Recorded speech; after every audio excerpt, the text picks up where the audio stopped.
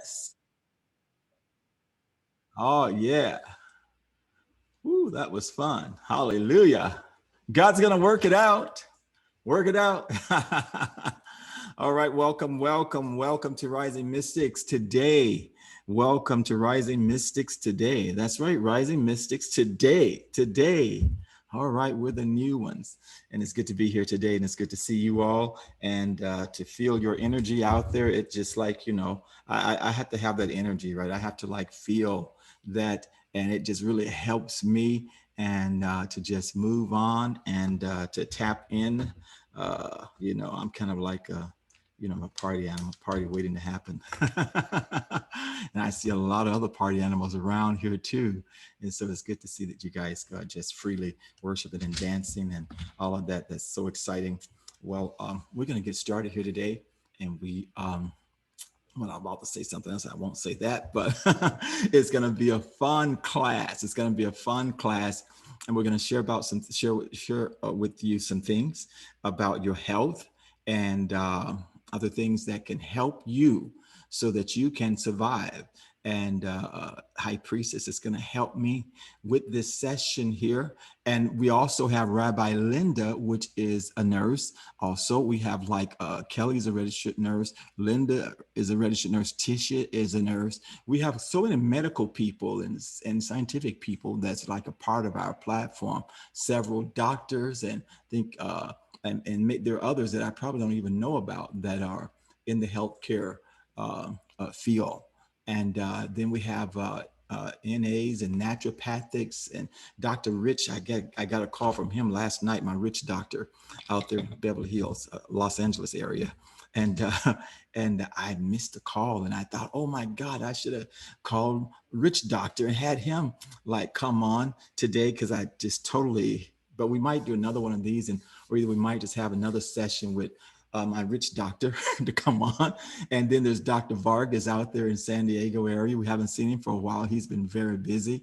And so we're going to have him come back on also, and dealing with the naturopathic science as well as the allopathic, things they're showing the difference and stuff.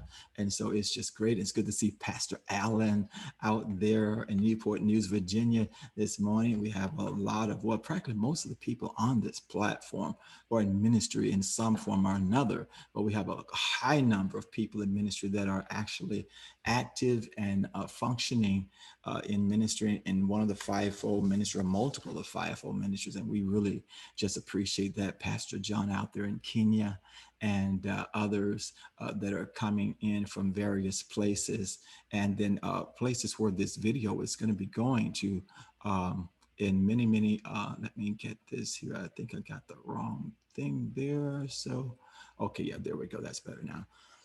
Yeah, so we have people in let's see that receive the recordings or come on live in Nigeria, people in South Africa, Zambia, Zimbabwe, Malawi, Kenya, and in the Middle East, Cyprus. And we've had people in where was that Dubai area, and so there's those that are further in Asia, China, and then UK, Germany, and I think there were some people. I think they told me they were from Poland or Austria that get the recordings, and so, and of course U.S. and Canada and Colombia, and so we thank God that people are receiving, people are learning, people are growing all over.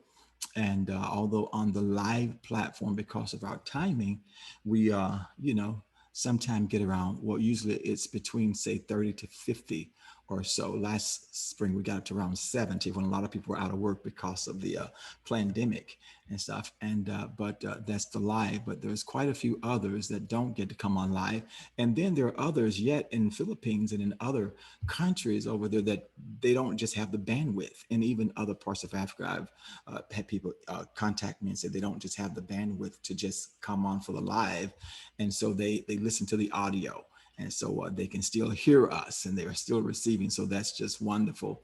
But anyway, we just welcome you all wherever you're from and wherever you're listening from, whether you're here now or whether you're going to be coming on, you're going to be listening to this later, years later or whatever. We want to just talk to you about your body, and your body is the temple of the Holy Spirit. Your body is the temple of God.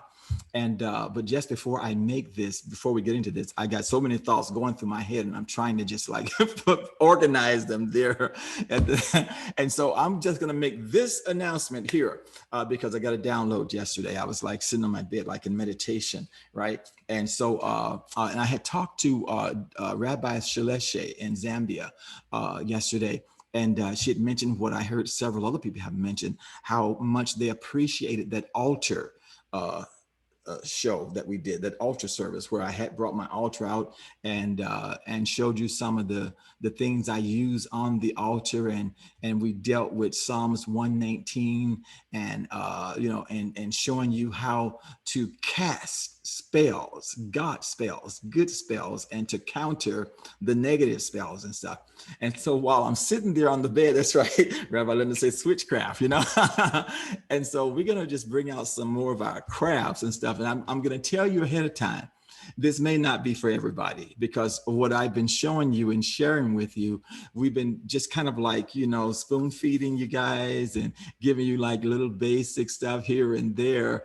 But I've had people like Pastor Allen trying to goad me even over a year ago, telling me, come on, let's get into this. And so we might start bringing out some sigils and other things. And because, we are not in that religious box, be it Christian, Muslim, Jew, or Hindu, or anything like that, because we have people from all of those faiths that's a part of this platform here, or First Nations. We're not in the box of that, but we receive the truth from wherever truth comes from, and just allow it to just flow through us, and because I desire truth in the inward part, the scripture says. Rabbi, were you gonna say something? Rabbi Linda there. Good morning, mystics. Can you hear me? Yes, ma'am. Yes, I think of all the teachings we've had, and we are fed so well here, we don't even realize how blessed we are. But of all the teachings, I think the body of Christ really must know, not just at this hour, but we've always needed to know how to take care of our temple. We've never been taught that. And, our church fellowships are like church lady food, which is, if you've been at my church, fried chicken and, just stuff that's not alive. And so we need to know the truth. And so we've been fed a lot of truths on this platform. I'm really blessed to be off today. Those of you that don't know me, I'm a dialysis nurse. And my heart hurts so much for my patients who have failed, their kidneys are failing. They don't have any more kidney function. The two reasons that my clinics are full, and if you look just like at church, you're going to see dialysis centers on every corner of this universe, and people's kidneys are failing. Many other platform people, they've said that they're in close to renal failure. Even Prophet said back years ago from drinking too many Cokes, he had his kidneys and had blood in his kidneys. So of all the teachings, I'm so thankful to be off today. I'm so thankful that truth is coming out. And, the word does say that we don't know, we've been ignorant. And sometimes we hear it, but we reject it. So this is a mystics class. This is more than just a mystics class. This is like university level stuff. We don't even realize the value that we're getting here, people. This is, higher than medical science is even getting. We're on the quantum level. So this is very, very important. And anyone that can today, I would sow into this teaching.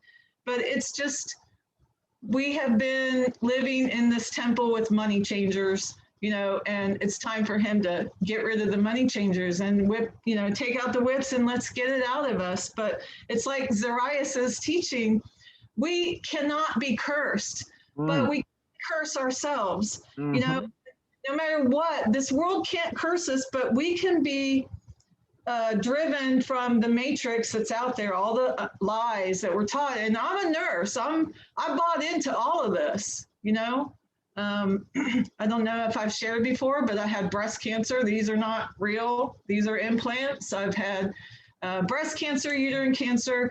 I've had many body parts just removed, not knowing, believing that the medical science had the answer, and they don't. So please, mystics, open your ears and your hearts today. Get this truth into us. Let's rise above the matrix and the lies. Something funny I was sharing with my kids. Kelly had said, we're programmed. Even the fast food restaurants have the yellow or red. And you look, Burger King, McDonald's, everything. And the people that I work with, they ask me, well, why do you eat fruit and vegetables all the time? And it's like, well, because I like it. And we have to reprogram ourselves when we sit and put something in our temple. Is it alive or is it dead? Are we going to eat death or life? So I'm very blessed to be off today. I just want to thank you and thank High Priestess in advance for what we're going to receive. So love you guys so much. Love you too. We're going to just leave your mic open just in case you have some input or something, because we're just open we want knowledge coming from every angle that we can, because I'll start this off. We're not medical doctors, and so we're only giving you suggestions and stuff. We're not giving you prescriptions or anything. We're suggesting to you how to live and how to maintain your body. Physician, heal yourself.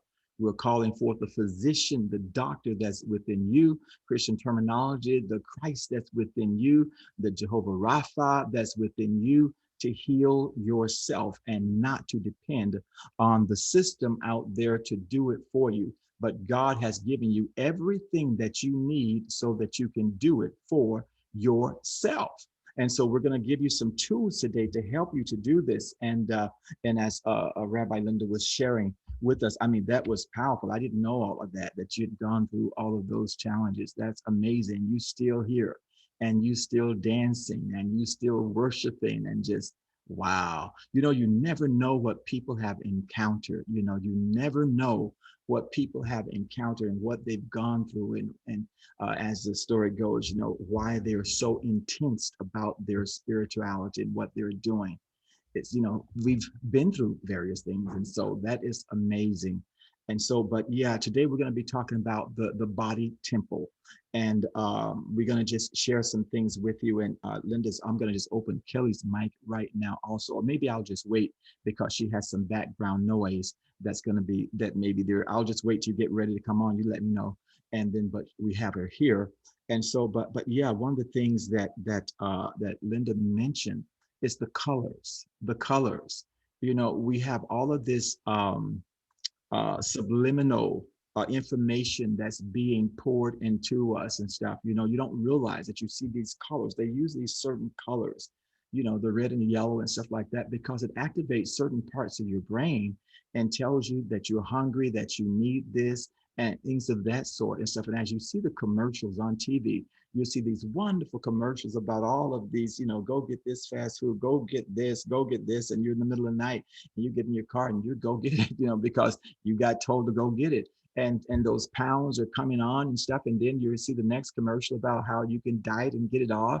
And then they show you some type of dietary medicine that you take. And then somebody is sounding like that they're at an auction talking to you about all of the side effects that it's going to get, and call your doctor, and it could cost this, it could cost that. So call your doctor, and you're going to be on the phone all day on hold trying to reach your doctor. Matter of fact, you're not going to even reach him anyway. You're going to probably end up with another going in, for another, say, 15-minute session that if you don't have insurance for, you're going to be paying a whole lot of money.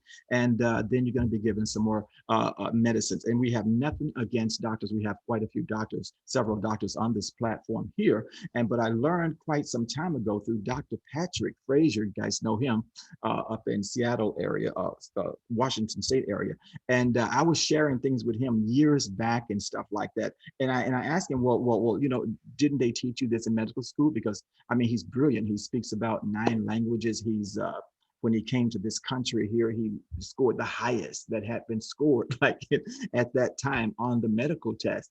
And so, but he told me, he's no medical school. They don't teach us anything like this. We have very, very little about nutrition. So I was just shocked, right? And so that was my first time to learn that. So today we're going to be talking about things like that. We're going to be talking about things. I'm going to touch on quite a few things as Linda was speaking earlier about God's laws and the way that he told people to eat. And I'm going to just quickly go through some things. And then I am going to speak in a way that some of you might get upset, some of you might get mad, and which is okay, because if it can shock you into reality and out of the illusion and maybe save your life or prolong your life and stuff, who cares? I don't care, And so there are God's dietary laws that he has given us that's still in effect today.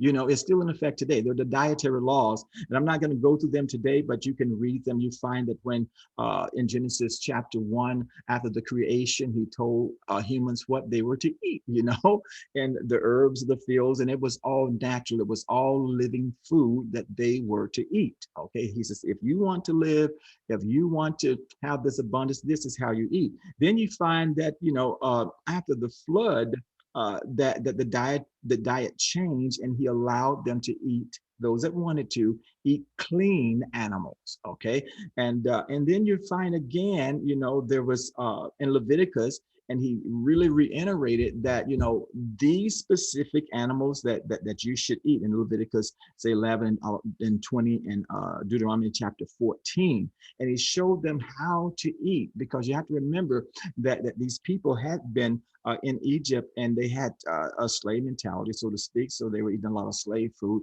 but fortunately, some of that slave food was really good for them. It didn't taste good. The bitter herbs and onions and stuff, it was really good for them.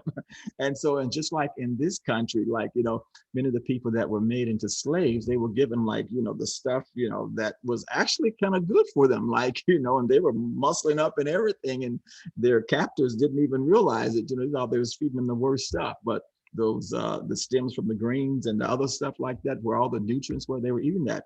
And so, but we find that, along the way, that man's lifespan got shorter and shorter because he began to eat differently. And so if you're going to survive through this next year, through this next, say, 7 years or so, you're going to have to make some real changes in your life. Some real changes. And the changes, I'm not talking about, I want to get closer to Jesus, because see, we have all of these cliches and things that we use. These are kind of excuses, like, for us being undisciplined. And the people in the Western world, especially Americans, we are some of the most undisciplined people. And I'm going to say this, and especially like in the Black and brown community. We are so undisciplined when it comes to things that we need to be disciplined at and stuff. And so we want to hang on to the pig feet. We want to hang on to the hog maw. We want to hang on to the sausage and bacon and all of the grease and all the garbage, filling this temple with that. And we end up in prayer lines, or you end up in Rabbi Linda's clinic. And Rabbi Linda, most of the people in your clinic, I mean, we're not talking about anybody, but what percentage of the people in your clinic would be people of color, based on the people that are not people of color? It's very hurtful, but most of them are of dark complexion, African American, most of them. And they're getting younger and younger. It's really, really hard. Mm-hmm. And the two reasons that people sit in my chair are high blood pressure and diabetes. High blood. And those two can be dietary controlled. Mm-hmm. So there's many, many people that don't need to be in my chair. But and one of these, maybe one of these classes, I'll bring you some of the needles that I have to jab into, they get 2 needles 3 times a week to access their bloodstream, because the life of the flesh is in the blood. And until we get to your blood, we can't clean your blood. So it's painful. They, of course, they get used to it, and scar tissue builds up. So it becomes a routine, but it's horrible. It is barbaric, but it's all we have. And I do tell my patients it's a curse and a blessing, because my own grandmother, we have polycystic kidney disease in my family. I didn't know this really growing up, but I never met my grandmother. So it's only one generation. She died with kidney disease. Dialysis was not available back then. Mm-hmm. So I never met her. The death of having kidney disease is horrible. If you don't have dialysis, you're going to fill with fluid, fill with poisons, and you basically suffocate in your own waste. And that's the truth of it. So please listen today. Please let's take care of our bodies. Please let's not sit in my chair. Please don't let me see you in a dialysis clinic. Yeah, it's like we kind of use spirituality and Jesus as a Band-Aid, you know. Oh, pray for me, heal me, prophesy over me, do all of that. There's answer prayer and stuff, and we see things happen and stuff, and people get healed, but they go out and get unhealed again because they go back to the same lifestyle. They go back to the same way of eating. If you read closely in the New Testament, Yeshua told the people when he healed them, go and sin no more. In other words, don't do the things that got you to this point. Change something here. You know, that's what repent means. It means to change your mind. And we have in our society, the Western society, we're addicted to food. We're addicted to food. Don't you think so, High Priestess? Yeah, It's very hard. And I say that, I say we, because, you know, I am not excluding myself. I go through periods, you know, of addiction. But the first thing I'm going to talk about here, then we're going to like just start the flow, is number one, and let me just close. Yeah, I'm just leave this over here. Okay, every one of you need fast. Now, do realize that some of you have diabetes and stuff, and you can't do maybe a proper fast yet or something, but every one of you here need a fast. You are in this Western world where you find these churches and these Christians and these people and these leaders, they tell you to fast from TV. They tell you to fast from shopping, tell you to fast from drinking wine. This is stupid, especially if you are called by God and you know God. Fast means you need to stop eating. You're going to have to stop eating. You're going to have to stop feeding your kids. Get out of this upper room and get into the upper room. And this is nothing legalistic that we were saying, but I feel spirit within me just really wanted to just bring this forth, and in a very strong way that you're going to have to get yourself in a rhythm, in a pattern of fasting. It could be for one day a week. It could be for 2 days a week. It could be a Monday, or it could be a Friday, or a Sunday, or a Wednesday.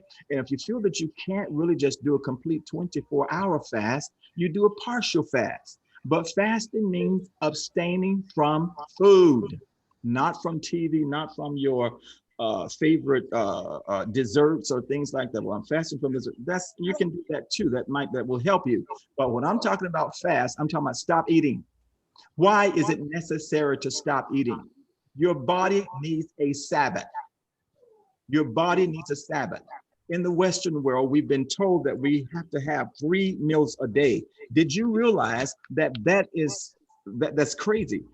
When the Europeans came to this continent here, the idea of 3 meals a day was foreign to the natives, to the Aboriginal people. Matter of fact, in every other place, it was foreign, you know, to have like 3 meals a day. You only eat to live, not live to eat. But we are in a society now, and we are bombarded by all of these images on TV, on the social media and stuff that's telling you that you're hungry when you're not hungry, and you're blowing up and just getting bigger and bigger and just growing and stuff. And then you are going to want to try to do some diet, and it's very hard to lose all that excess weight that we have put on because we have been constantly stuffing our face. I was talking to High Priestess about this the other day, how, we feel we have to just be eating every, not just a little snack, but it has to be like big, like every half hour, just constantly, glutton. We got to break the spirit of gluttony in this Western culture, especially we as mystics.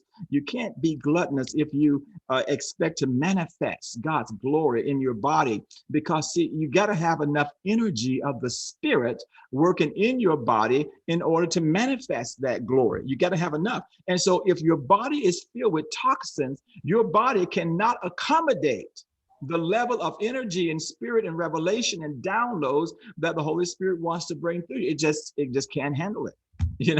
And so fasting gives your body a rest. It gives your body a rest. So that's one thing we're going to talk about. I'm going to give you like 7 benefits of fasting. And I'm going to do a teaching again on quantum fasting. We did this at the beginning of Rise and Mystic. Some of you were here and you know that, and that was fun. Matter of fact, that was my son, Jeremy's favorite message for a long time, you know, on that. And so number 1, fasting is going to help you to detox.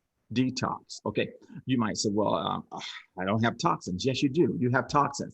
Ever since you were about 4 years old, unless you have had some deep colonic irrigation and colonic cleansing, you got toxins that's there in your body, that's in your gut, and stuff that's petrifying and all this other kinds of stuff. It's very septic there, and is getting ready to turn into disease and to destroy your life. And then there's stuff that's in our genetics many times, you know, that's there, that's passed on down that we have no control over, mother, father, or grandparent or something, and somehow it ended up there, and that genetic sequences start to unravel, and so it releases certain chemicals, and then something start to grow and manifest within our body and stuff. But fasting will help to detox, and it will help to keep that package of information of genes that's dormant. It'll keep them dormant. It'll keep them from unlocking and growing something within your body. Okay, so it's detox. I was talking to the guy just last week, the guy that works on my computers, and we were going out looking for another part, and I've known him for like about 3 years or so, and he's put on quite a bit of weight, like, right? He's been depressed and everything, and matter of fact, he hadn't been out of the house, and I hadn't really talked to him in about a year or so, and the Holy Ghost just had me just go, had me to just to go, and I went and I talked to him, and I literally had to almost drag him out of the house. The guy has just not been out of the house. He has a family and everything, but he don't go out of the house except for, you know, sometime to church and right back. And so, and I said, you need to get out of the house. I had to become very stern with him. And here's this big guy over 300 some pounds. And so I said, I said, I'm dragging you out of the house today. I said, you're getting out of the house today. And so we walked around Walmart, we walked around, and then, you know, and the next day I had him and his family, mother, brother, everybody, they all came over, and we dinner here, right? You know, and so the healthy dinner and all of that. And so, but the thing is that people sometimes get depressed, and they get, you know, in those states of mind, and they start to use food to comfort themselves and stuff. And so when we're speaking today, we're not like criticizing, we're not judging, but we're speaking very clearly of what needs to happen. So you need to detoxify. Now, the thing I said to him, because he had to finally get the jab, he finally got the jab, and he didn't want to do it because he's, you know, conscious and stuff like that. And, you know, so he says, and I asked him, I said, did you have any side effects or anything? He says, no. He says, because I'm on he called out about 4 or 5 different types of medication he's on. I'm going, whoa. And so he says, yeah, I got so much toxins in my body and stuff. And he says, so I'm already poisoned. He says, I'm just waiting to die. And that's what he said, and he meant it. And he says, so whatever is there and whatever I've been putting within my body, he says, I'm just waiting. I said, you got a son that's 3 years old. And I says, and so I know, he says, but you know, he says, I'm just waiting to die. And that's where a lot of people are. And I began to encourage him about doing something, you know, changing that, you know, that way of thinking. So fasting will help you detoxify. Many of you on medications and stuff, you need to detox from the drugs that you're on, the prescription drugs that's building up within your body that can create other side effects and things happening within your body. You need to detox from that.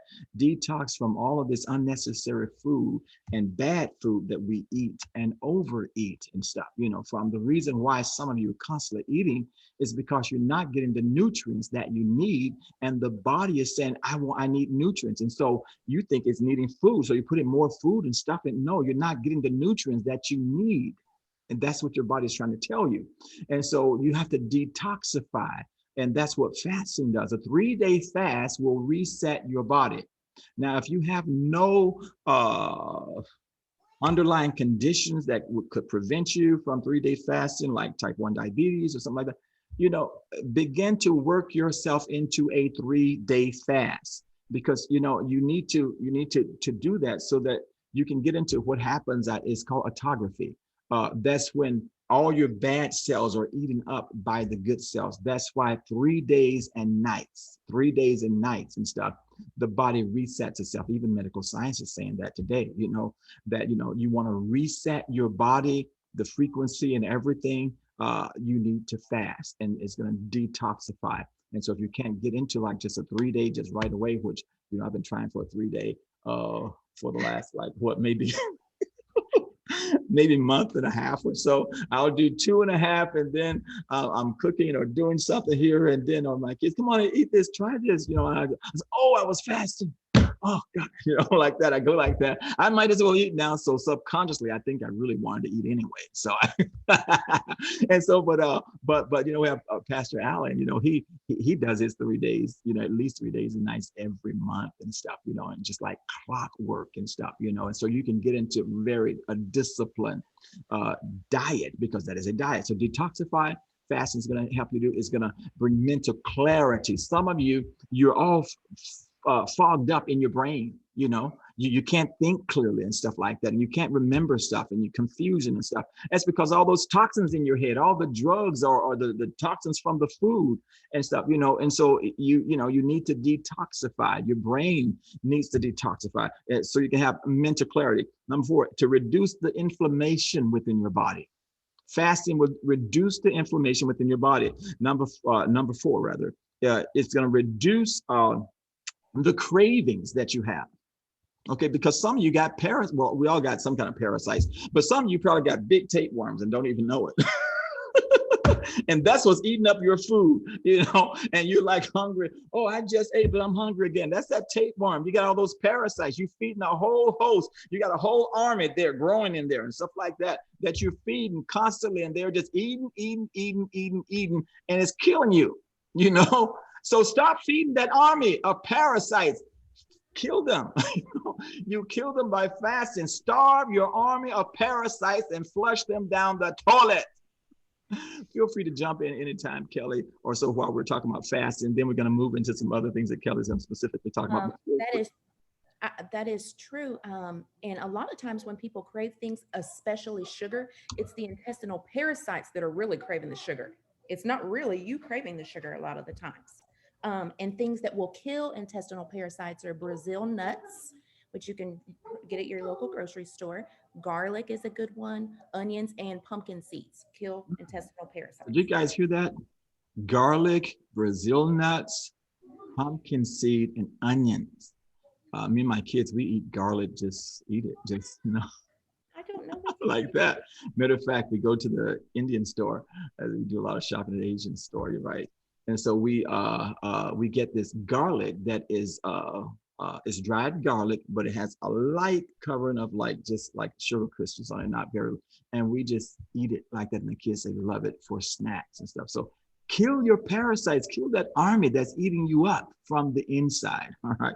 So, and then weight loss. Fasting will help you with your weight loss, because what is happening once you get into a rhythm of fasting, your stomach is getting smaller and smaller. So it's not going to be able to hold as much food, you know.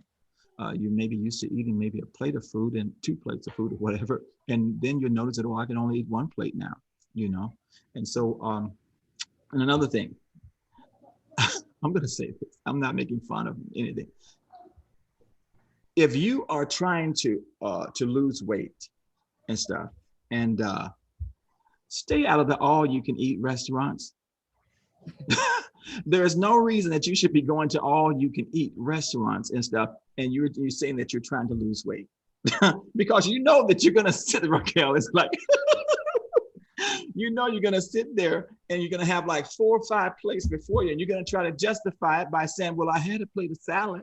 Yeah, along with a whole plate of dead meat, and then all of these other things that weren't good for you, then your whole plate of dessert. Stay out of the all-you-can-eat restaurants. Okay. Not only that, can I just say that I used to call it the golden trough, and like instead of golden, I don't know if we can say commercial names, but instead of golden corral is like the golden trough, and it's just unsanitary too. You got grandma over there picking at her teeth and then stick them on the tray and then going up to the salad bar. I mean, it's just not a good idea, people. Stay clean, you know, with COVID, like just think about it, people. kind of disgusting. Okay, one more thing, the number one place, the number one occurrence of botulism, which is severe food poisoning, is found at all-you-can-eat restaurants. What? You need to say that a little bit louder and again. The number one occurrence of botulism, which is severe food poisoning, is found at all-you-can-eat buffets.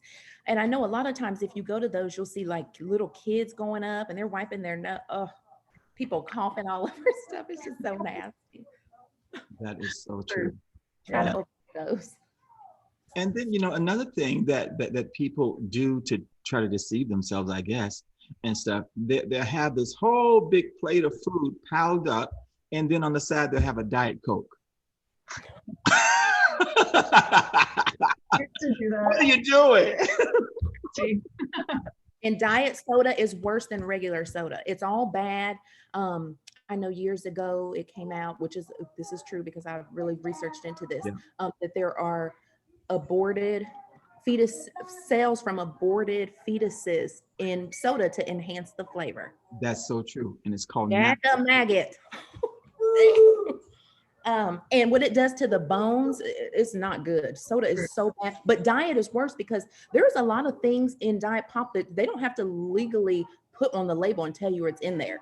So if you're going to drink pop and you think you're doing better by drinking diet, you're actually not.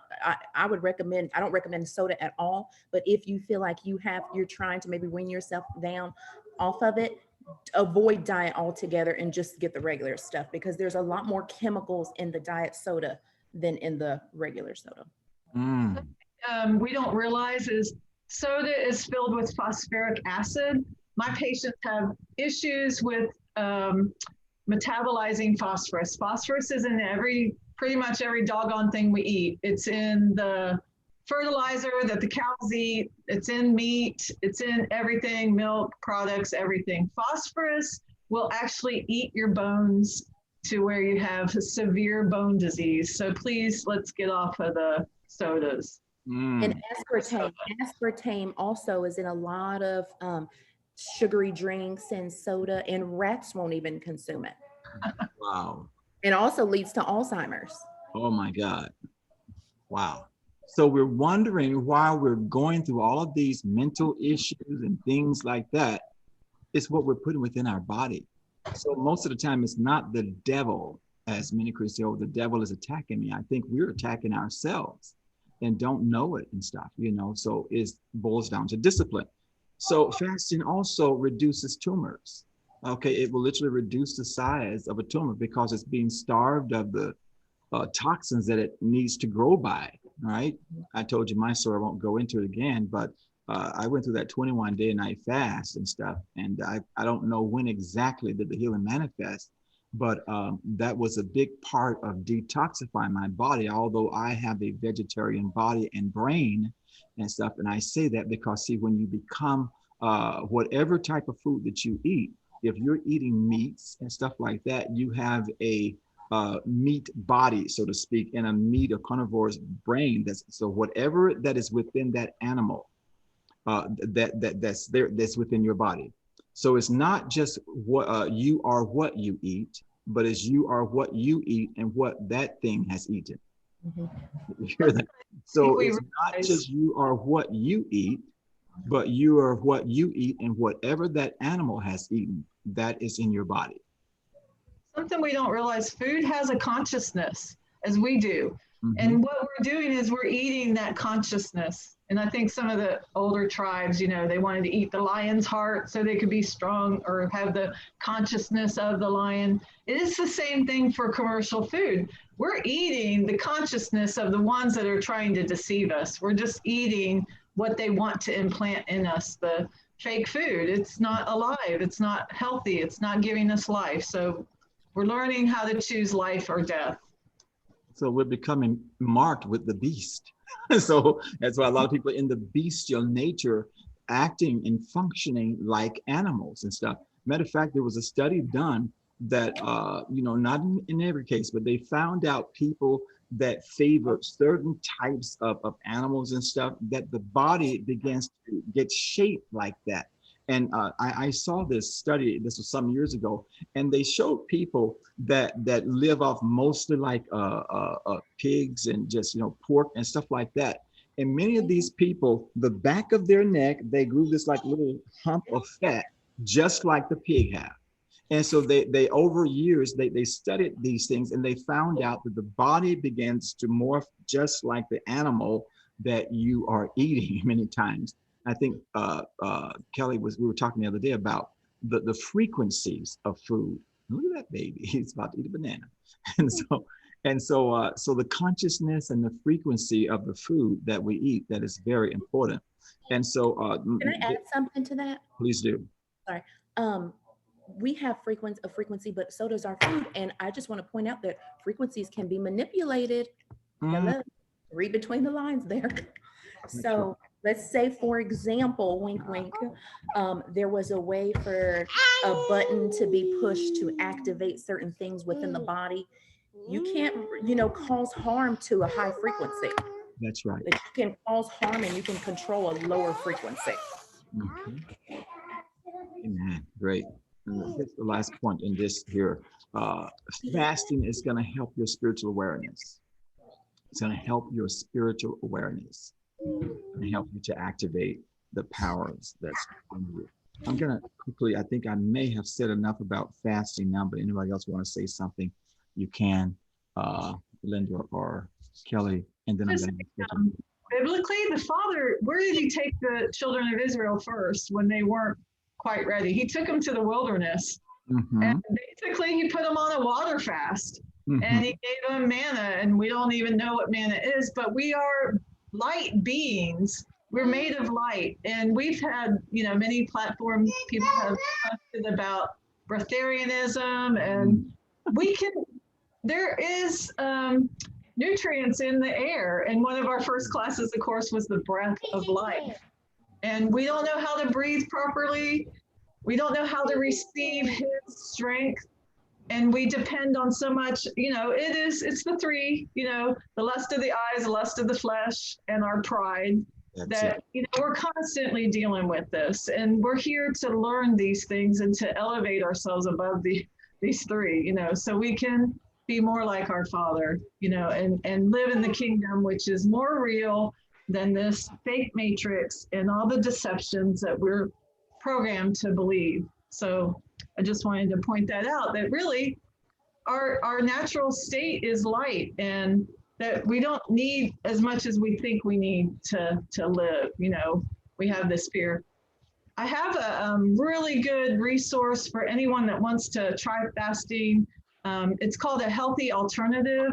They're young African American men that have been through the obesity and the diabetes and basically wanting to die, the depression.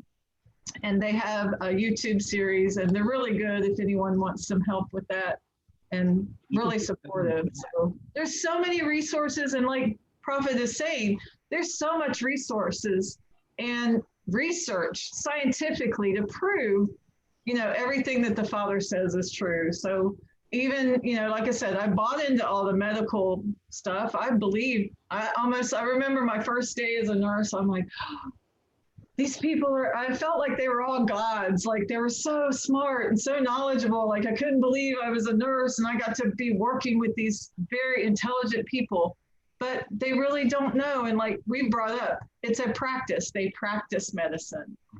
They don't know. And they focus on one small thing. We don't see the wholeness, the whole shalom of the body. And so I work for a nephrologist, he looks just at the kidneys. There's a pulmonologist. He only looks at the lungs. There's a neurologist, and they have separated us. And that's something that we're just all learning, that we are one. We are one people. We are one body, and there's just so much to learn. So this is such a good teaching. I'm just excited about this. The system's not designed to benefit anyone. That's right. Anyone other than the pharmaceutical companies. It's not designed for us. Think about during this whole thing going on in the world right now, you never hear any talks about exercise and eating healthy, and it's all this stuff that's destructive to health, and a lot of fear tactics, and it's very scary and all these trigger words, but they don't ever mention exercising, drinking more water, getting out in nature. Instead it's stay in the house, spray chemicals over everything, don't breathe fresh air, don't go to your grandma's house.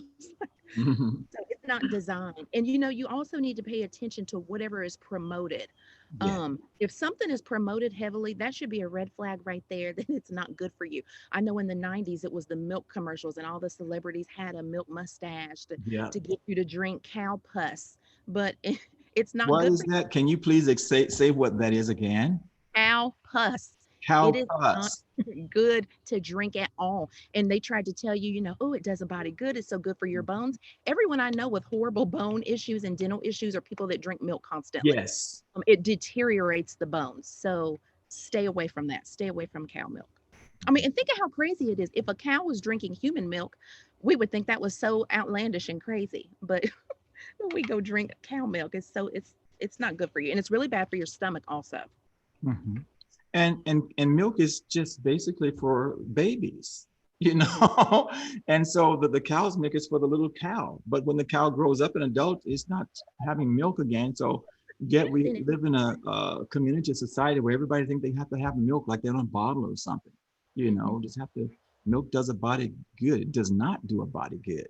Oh, It's cow pus. I remember when many years ago I stopped drinking. I have a lactose intolerance. And so I had to drink chocolate milk as a kid. I remember going to school because I couldn't drink just the white milk. But the chocolate milk would kind of digest somewhat. And then growing up, and then finally, I had to just get off of milk, as it were, as a whole. Because then I found out all of the information. That's why my body was not accepting it. Okay, all right. So, all right, we're gonna let's see, we have a question. With this session, what we'll do with this session here, if there are questions, I want you to raise your hand quickly, and then and we will try to answer it, okay? And so this is a time for questions. And if you have a point that is regarding this, get to it right away, because we want to just flow right with this. I see that Nikki, you have a question. You can unmute yourself. Hi, thank you. So in reference to the milk, so is almond milk okay? And yes, oat that's milk? much better. Yes, that's much better. So we shouldn't be drinking any sort of cow milk at all. No, I don't recommend that at all. Okay, all right. Because I love my frosted flakes, but okay, great, thank you. Try to use some kind of dairy alternative like oat milk or cashew milk, almond milk, just not cow milk. Yeah. My boys have never had Be careful. Milk. They never had cow's milk. They've had rice milk. They've had soy milk. I was giving them soy milk after they was born. Then I did some research on that.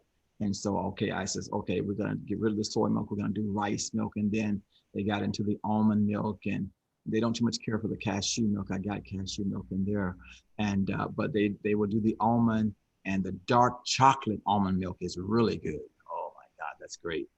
And so I have that with my cereal. And I think I told you guys how I like it. I kind of heat it up, and then I pour it over my cereal. And I don't know, it must be the child in me. I'm feeding my inner child.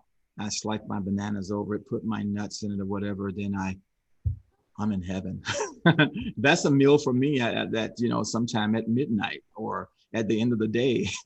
That's a meal. Okay, I see. Can I add some things about? Do you want me to wait until after the questions? I had some things to add. Go ahead. You said in the Monday night class about the aerosol in the fall. Okay. Now, is this regarding the fasting or? Oh no. Okay. No. Okay, let's just do the fasting right now, and then we'll move on into that. Okay, Lucy, I believe you can unmute yourself. I think you're somewhere in Africa, maybe Kenya or something like that. Yeah, Africa, Malawi.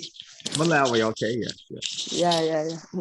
I just want to find out that during fasting, like the 3 days fasting, should we take water in order to increase the detoxing process? Just want to find out about that.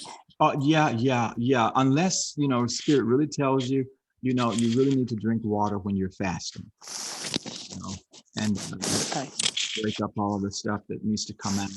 And but there are times, you know, that spirit might lead you to go a day, 2 days, 3 days, whatever, just a dry fast, an emergency fast, it's called in the scripture. You find it went on an emergency fast, and no water, no food or anything like that. You find also the people of Nineveh, they went on an emergency fast, and that's when you need something quick, fast, and in a hurry from God. But you want to make sure that, you know, spirit is leading you in that, and that you listen to your body. Your body is intelligent, and your body will tell you what it needs if you listen to it and stuff. You know, I shop most of the time, and even cook and eat intuitively, because my body will tell me what it needs. It will literally tell you what it needs and stuff. And I have I went through this is just a little quick testimony here. This is several years ago. I went through this phase where I was like, my body was saying I needed cashews. I was just eating cashews. I'm like, why am I eating so many cashews? And it was months and months later. I was going through a depression type thing at the time and stuff. And so months later, I was doing some research, and I found out that cashews have this enzyme or something in it that fights depression. I went, wow, look at God. Everything is there. I didn't have to go get Valium or anything like that. I was just eating my cashews and stuff and didn't know. My body is telling me that it needed that. So that's what I was eating sometimes. That's all I would eat in a whole day or so. And so, but your body is intelligent, and it will tell you what you need if you listen to it. Your body is God that's in every cell that is talking to you. There's a book out that talks about intuitive eating. I think that's even the title, Intuitive Eating. Oh, really? Yeah. Wow. Excellent. I don't think it's Christian or anything. It's just two researchers that just tap into what your body's telling you. And it could be just a mono diet for a while, like you did, cashews only. Mm-hmm. But, you know, we were at the clinic with the kids several years ago. I was with them, and you know, they haven't, you know, been inoculated or anything like that ever. And so the doctor was like, kind of, you know, talking to me. She first had this kind of, you know, stance, like she wanted to tell me I needed to do this. And so she, well, what are they eating? What are you feeding them? And I says, well, you know, I feed them intuitively. She says, what do you mean? And I says, well, we don't do the American diet, you know, the standard American diet that kills a lot of people. And I said that to her. I says, but, you know, I feel that I know what they need. Their body knows what they need. And so, and we just go that way, you know. And so she didn't say anything after that, but that is true. We can do that. Okay, Leslie, you can unmute yourself. Yeah, I wondered if, hi Mystics, I wondered if we could discuss the whole concept of allergies. Now, I know we speak over, but now, your voice if you are like a naturopath told me about maybe 7 years ago that I had certain things that I was more allergic to. And I know there's different degrees of allergic reaction, but sometimes I try to eat a little bit of the things that I'm allergic to. And I found one of the things is garlic. And, you know, like I love garlic, but I have the odd little bit of garlic and it doesn't seem to bother me. But I'm just wondering how I can get around that other than just being totally healed of that. You know, I try to sort of push things a little bit, like say, you know, I'm healed, I can eat this little bit here and there. What are your opinions on that? Anybody? Well, you can reverse, all allergies can be reversed. So that's the good news. And usually allergies are usually healed completely by focusing on healing the gut. Yeah. Strengthening the gut, cleansing the gut, not eating nice hands, not eating so much food, not eating such large meals, and not so things that are very rough. But I would highly recommend that, to focus on eating lighter meals, things that aren't harsh, like maybe just temporarily like spicy things, because you want to repair the intestinal lining and the stomach lining. And celery juice will really help. Sure. The superfood is, I say it all the time, I can think of a million things that it will cure off the top of my head. But that can totally be reversed by strengthening the liver and strengthening the stomach. Yeah. So I would just be very cautious about what you consume. Just be cautious about what you consume and try to take in things that are going to strengthen your intestines, that are going to strengthen it and heal it. So you really need to do like a complete detoxing, a complete cleanse, and then like a rebuild and repair, and then slowly introduce. And also the liver, if the liver is unhealthy, it will also cause allergies. So anytime there is something going on with the liver, it will then later develop allergies and then later develop a lot of times asthma. So you always have to go back to the root, because in Chinese medicine, all organs are a mother to another, or crew. All organs are a mother to another organ. For example, the stomach is the mother to the lungs. So asthma, for example, is never a lung issue. It's a stomach issue. It affects the lungs, if that makes sense. So the lung is the mother to the kidneys. The kidney is the mother to the liver. The liver is the mother to the heart. The heart's the mother to the stomach. The stomach's the mother to the lungs. So you always want to treat the mother first. So any stomach issue sometimes is caused by a heart issue. Not something major. It could be something very, very minor. These don't necessarily have to be major issues. A lot of times it's something really small, but start strengthening and detoxing the stomach and the liver, and then slowly reintroduce whatever you're allergic to. Well, that's interesting, Kelli, because when I was younger, I had a hepatitis, I had a disease of the liver, and but I overcame that and everything. So yeah, I'll be working on that. That's a little gem you gave me. Thank you, dear. Yes. So any liver issue can really be strengthened by focusing on the kidneys. Any stomach or any lung issue can be strengthened by focusing on the stomach. Ready, set, go. Ready, set, go. We'll race in a little bit. It's awesome. And after Fabian here, we're going to get into the gut. So we're going to just segue right into that. Sir Dragon Breath. Ready, set, go. Greetings. So I just wanted to add about the almond milk. Someone was sharing, but one thing that I learned about milks is a lot of the stuff that at the stores, they add a lot of gums and different stuff, and it's like a substitute names for gluten and different things of that nature. So the best practice that they can do, making it real simple, is what I do. I'll grab my almonds, I'll grab a bag of almonds or Brazil nuts or whatever I choose, right? Macadamia nuts. And I put them in a blender with water. 2 ingredients, water and nuts.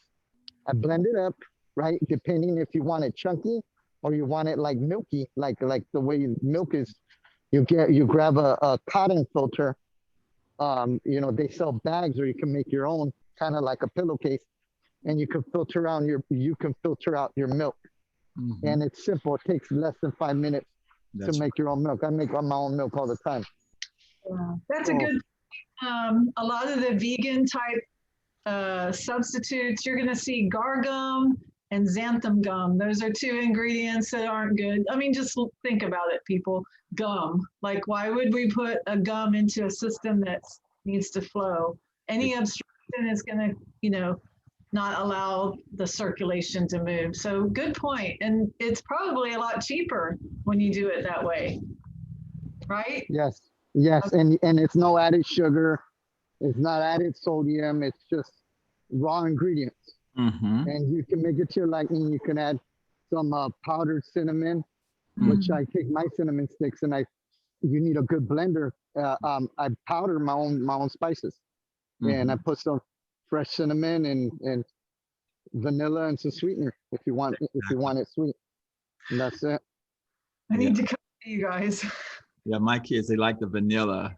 So I add the vanilla, vanilla extract or whatever in there. It's good. That's really good. So your kids like that, Fabian? Yeah, they do. And I make them chocolate milk too, with the whole dark chocolate bars. Yeah. I melted down, and we also do fresh strawberries, and we blend up the strawberries to make strawberry milk. Yes. Awesome. Or banana milk, whatever your choice. Yeah. Thank you, Fabian. Thanks for sharing those tips. I'm sure that people are, we're just trying to broaden our consciousness and things that we can do because, you're moving into that space and time where we're going to have to become kind of more self-sufficient in doing things for ourselves and learning how to do things differently. All right, that is awesome. Okay, so we've dealt with the fasting. We want to, we leave you with this point with fasting. Begin to pray, meditate, and try to find a time where you can get yourself into a fasting mode. If you know your moon sign, your moon cycle, what we taught about years back and stuff, do that every month. Whenever the moon is in your sun sign, for example, right now the moon is in Sagittarius and stuff, during those 2.5 to 3 days and stuff, you want to try to be fasting. So you are aligning yourself with the heavens and allowing the flow of spirit and the anointing within you to connect with the heavens and the earth and everything within you, bringing it into alignment. So that's one good way to do that. And so, but yeah, get into that habit of fasting.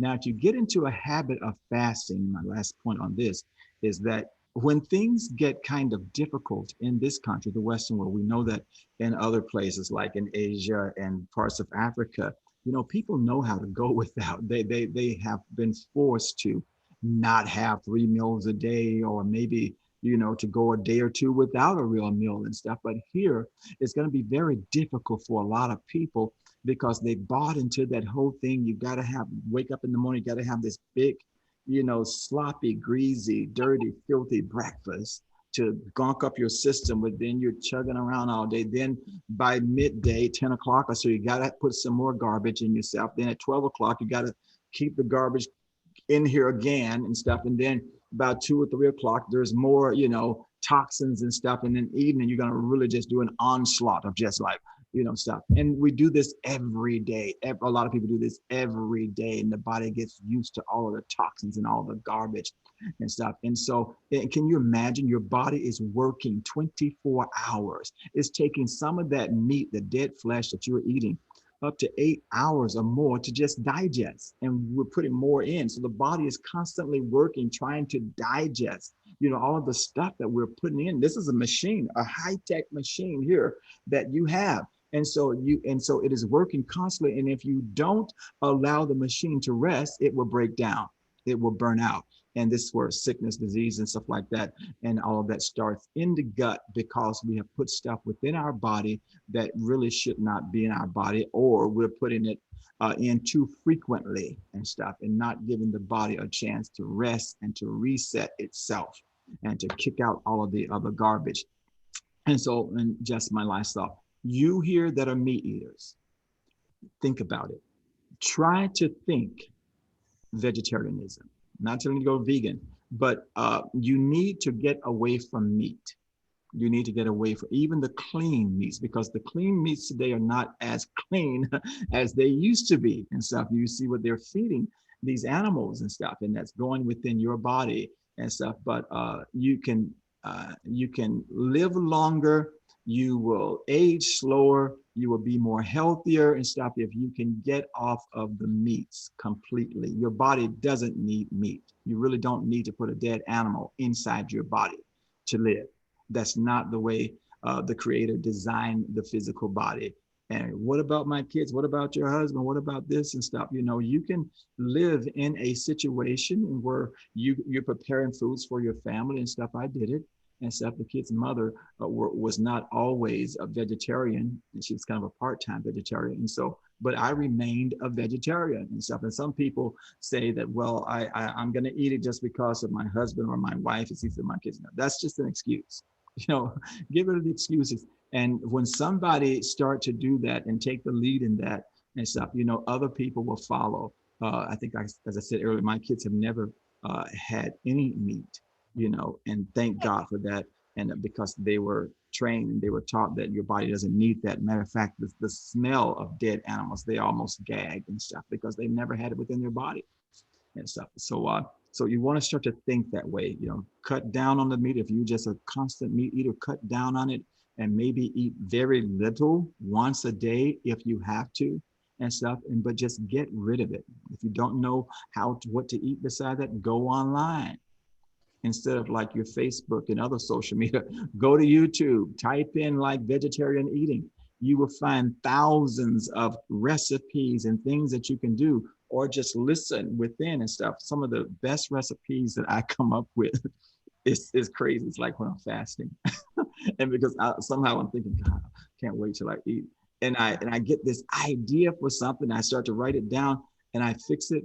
And everybody's, whoa, this was so good. Like, you know, and I'm the type, I don't really measure stuff the way I just like do it. And then I can never redo it the way I did it before. That's the problem. But spirit within you will start to give you what to eat and recipes and how to put things together. Okay, we've said enough about that. The next thing I want to go to is like colon cleanse. This is what we were talking about earlier when High Priestess was talking to Leslie in British Columbia there about that. You need a colon cleanse. We all need a colon cleanse. Let me look at you guys here. You all need a colon cleanse. Those of you that have your videos open. Your colon, you are full of shitum. I'm sorry I have to tell you that, but that's what the problem is. You're full of it. So from the time that you're 4 years old unto the time of now, if you have not had a colonic irrigation or a colon cleanse, you got stuff that's trapped in your colons, in your large intestines and stuff that is growing there and that is slowing you down, that is causing your body to malfunction, and that can eventually kill you. And as High Priestess was talking, a lot of the stuff is coming from the gut, is affecting the liver and the other things, and other parts of the body manifesting as allergies and various things. But I'm going to show you a very easy way to get a colon cleanse. And some of you, let me just ask, by a show of hands, use the icon if you can. I know some of you are at work, some of you are driving or whatever. How many have ever heard of a colonic irrigation? Colonic irrigation. Okay, colonic irrigation. That's when they go in and they clean out your colon and stuff.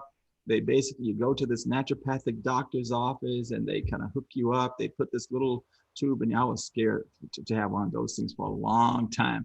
I knew that they were good. I had researched it. And so it was not until around 2013 or so, 2014, after I had gotten this diagnosis and I was doing a deep cleanse, that I finally got the courage to actually do a colonic, you know, because I'm going, oh my God, you know, they're going to stick this tube, you know, in you and all of this and flush you out. And so I was just scared crazy, right? And so I got there, it wasn't bad at all.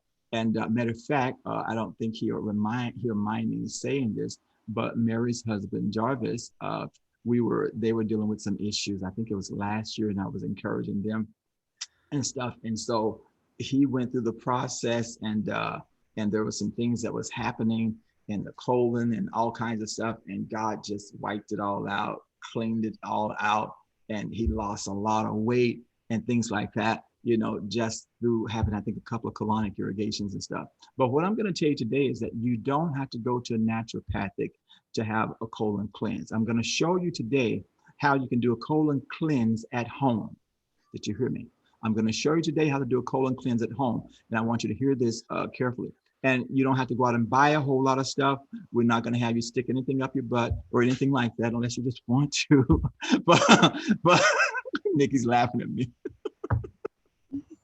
That was my fear, right?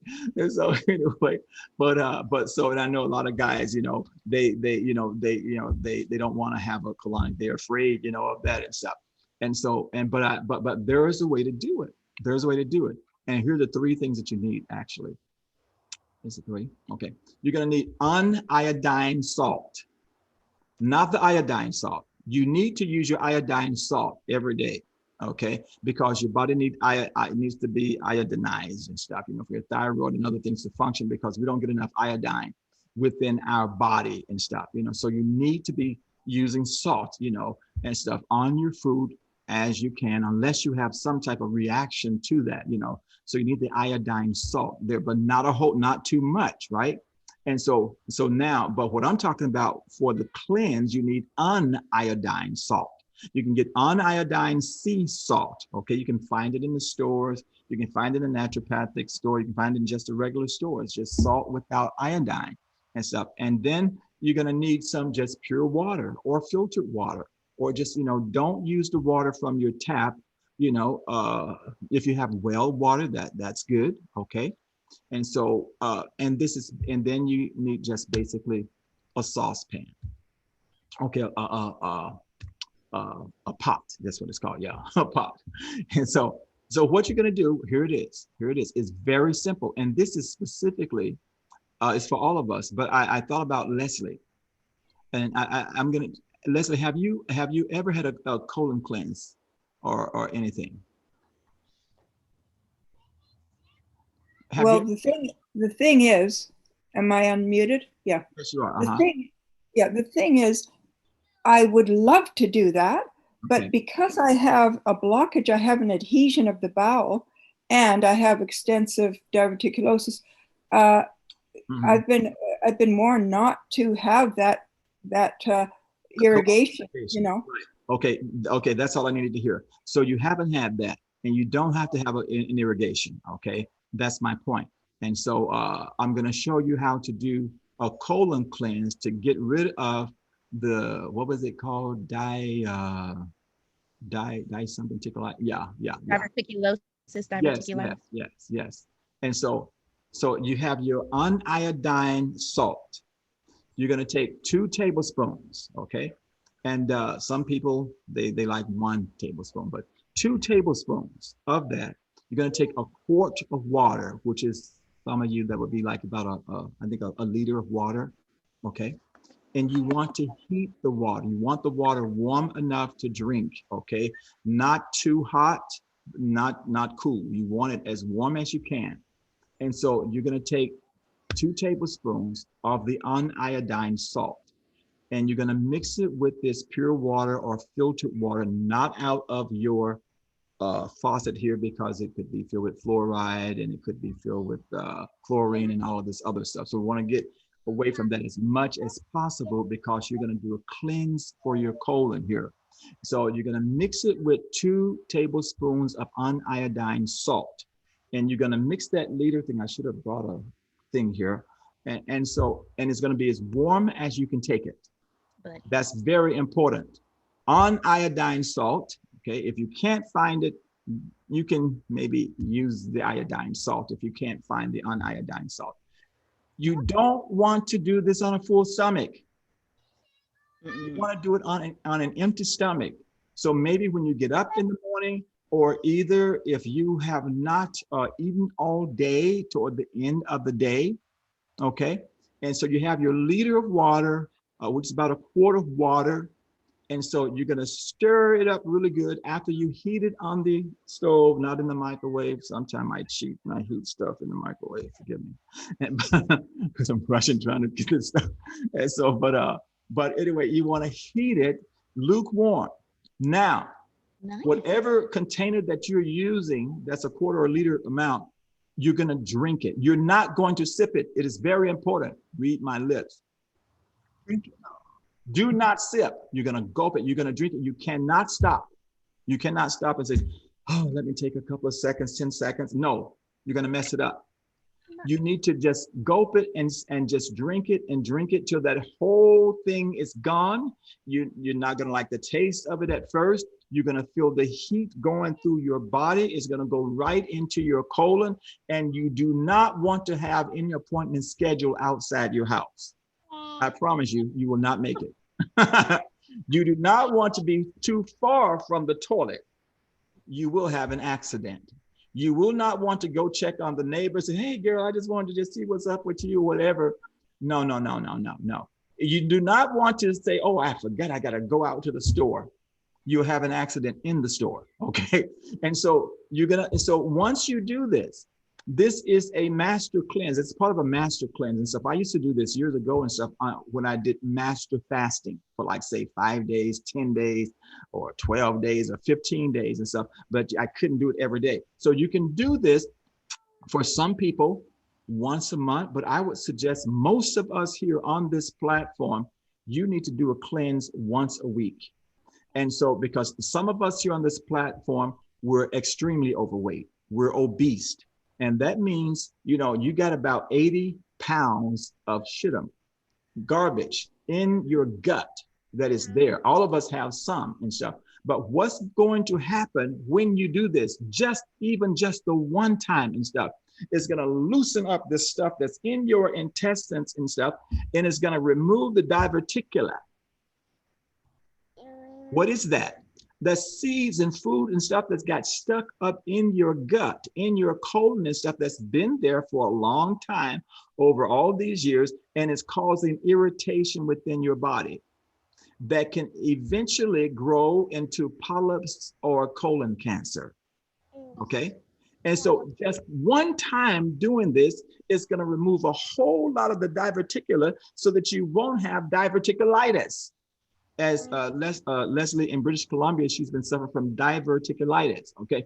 And diverticulitis is because of the diverticula, the stuff that is stuck there in the gut, in the colon, that haven't been able to pass out all of those years.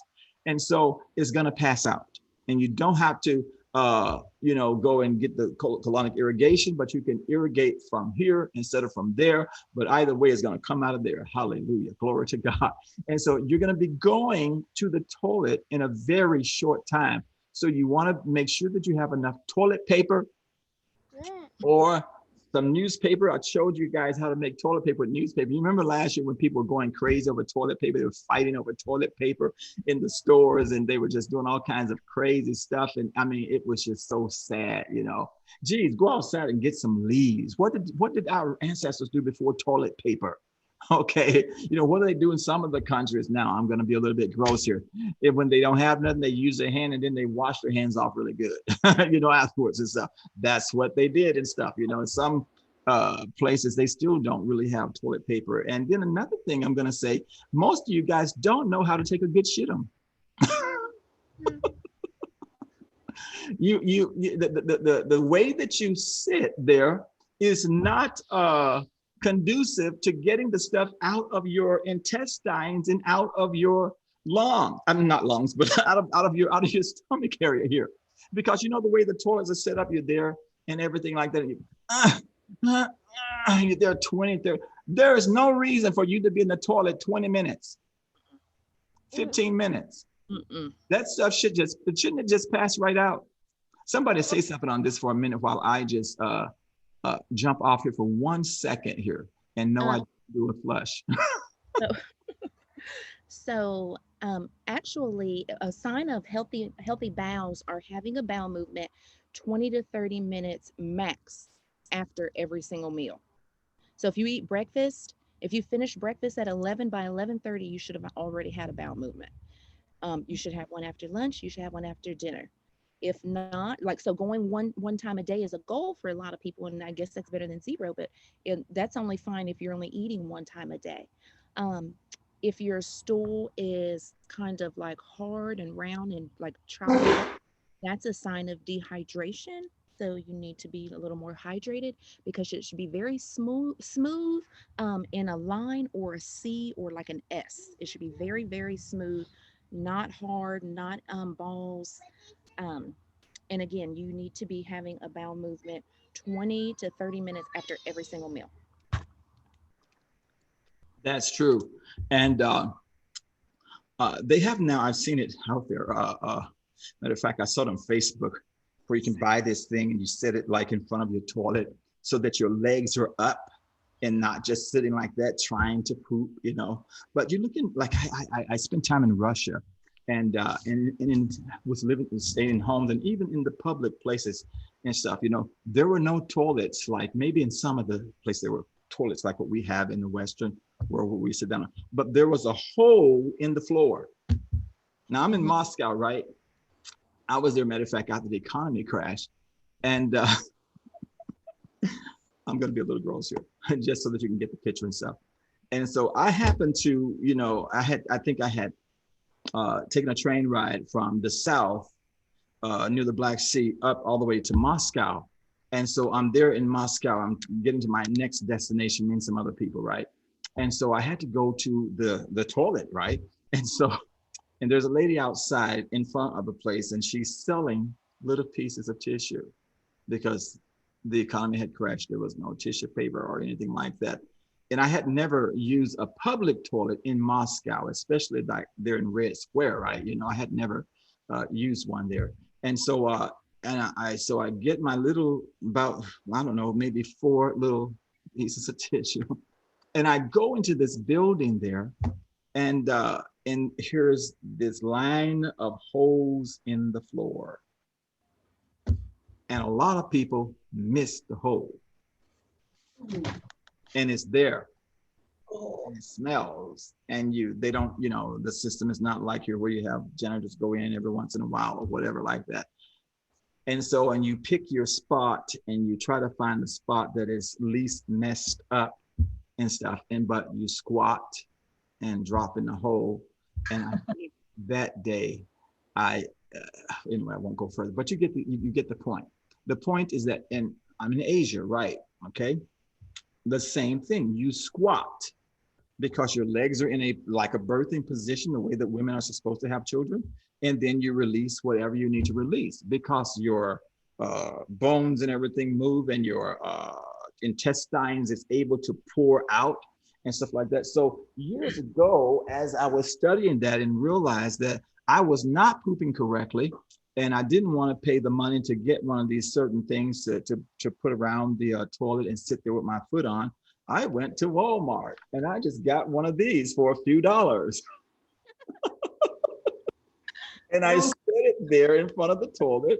And so I put my foot on it, and just like that, things just move and I'm in and out just like that and stuff, Now I'd be telling other people in my house, I don't see why it's taking you guys this long to, it should not be taking this long. And you're in and out. And so do you get what I'm saying? Curved. Our rectum, it has a curve to it. That it does. Good point. And even as a nurse, we're not taught that. And my daughter actually has one of those. I thought she was crazy. Now I know she was pretty smart. So yeah, you put your feet up on it, and it probably anatomy, places your anatomy correctly. It does. So that you can, it makes probably a straight line. This is amazing. Good stuff. Yeah, and see, in the Western world, where we have our beautiful toilets and our French toilet, what is it called, bidet, and different things like that and stuff, because in our new house, we will have a bidet, we will have a toilet, thank God for the bidets, but I have my my little stool in front, and so, and my toilet will literally wash me off, after I finish and stuff. That's when we move to our new place, right? But I'm gonna still have my Walmart thing here in front of my bidet. They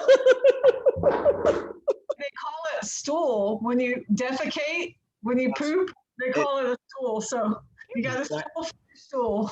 That's right. That's right. So you need a stool for a stool. We're gonna get to you, Leslie, in a minute. And that's good. Okay. So we just want to go over this again. Okay. You need a colon cleanse. Okay. A quart of water. Okay. Filtered water, good water and stuff. You're going to heat it up to where it's really warm, and then warm enough for you to drink. You're not going to scald yourself or burn yourself, right? And so, and you're going to take about 2 tablespoons of uniodine sea salt, if you can. You're going to mix it up, and you're going to just gulp it down. Just gulp it down. Don't take it from your face until it's all gone. And then within the next few minutes, probably, you're going to feel all this stuff going. You're going to feel it literally going through your colon and stuff like that. You've got to do it on an empty stomach. Why? Because salt and stuff, it combines with food. And so it's not going to do the work. But on an empty stomach and stuff, when you have nothing there, when you just woke up in the morning, or at the end of the day, if you haven't eaten, say, for about 9 hours or so, 9-10 hours or so and stuff, then you can do it. And so it's going to work. But if you do it when you just, okay, I just ate, so I better go get all this stuff out. No, you're not doing it. It's not going to work. Your stomach can't have food and stuff in it for it to work. And so what you're doing is cleaning your colon from stuff that's been there a long time, and all that diverticulate that's there in your intestines that creates all kinds of allergies and other kinds of problems and things there that can develop into polyps and cancers and things of that sort. And stay near the toilet, and you will be going. Now, for some of you, you can do this over a 2 to 3 day period.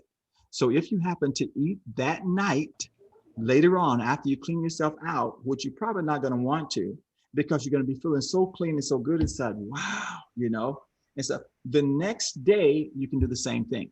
Now, for me, I could only do that for like 2 to 3 days straight. And then because I'm getting like dehydrated because so much is just coming out. And I drink more water while I'm sitting here than I do any other time of the day. So this is a blessing for me because I'm not one that drinks water. You know, it's hard for me to really just drink water. And so, and so you can do that maybe 2 to 3 days if you can. Those of you that are working, do it on a weekend, Saturday and Sunday and stuff, get yourself cleaned out. And then make it a habit of doing that, you know, maybe once a week, especially if you have a lot of weight and stuff and you're on a lot of medication. You need to get detoxified from all of that medication. And I'm going to say this, there are some of you that are watching this program that's been here for the last year and a half, year during the day session, year and a half during the day session, then over 2 years, close to 3 years during the night session and stuff. And some of you are still on medication that you should not be on.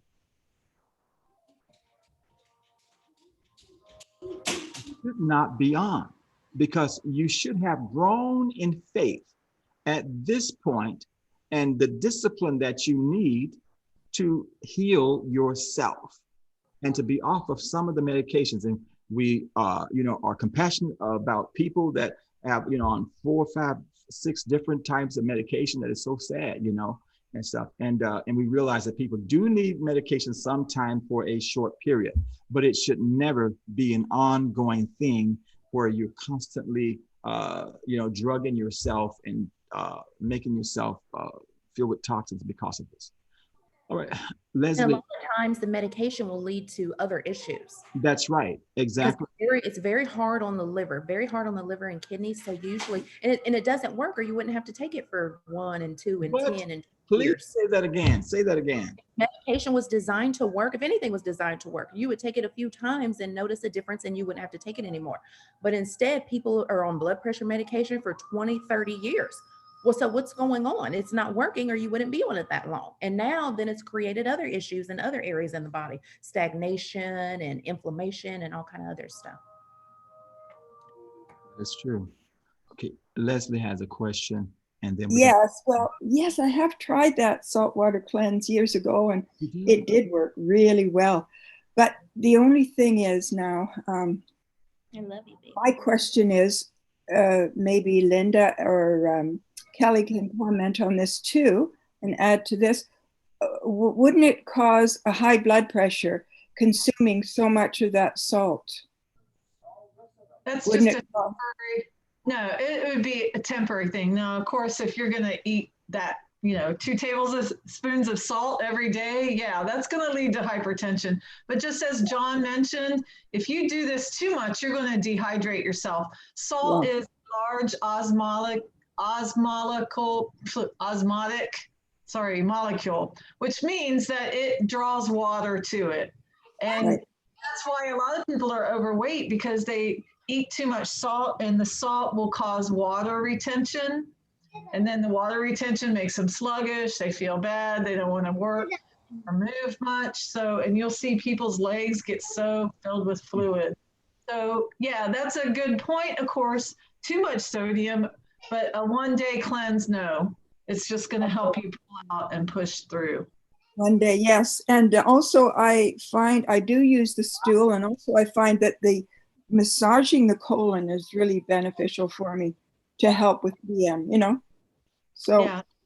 Now I think if you have a stricture before you do this, you'll want to make sure you eat soft foods. I wouldn't eat anything hard. And you know, with the diverticulosis that you have, it is a weakening of the colon, just little outpouchings from, like John said, and it's the buildup of the gunk that over time has weakened and made little holes, you know, sort of in your colon. And if they rupture, you've heard of a ruptured diverticulum, that can cause death, because it causes that poison to go into your peritoneal area. It's called peritonitis, and it'll kill you.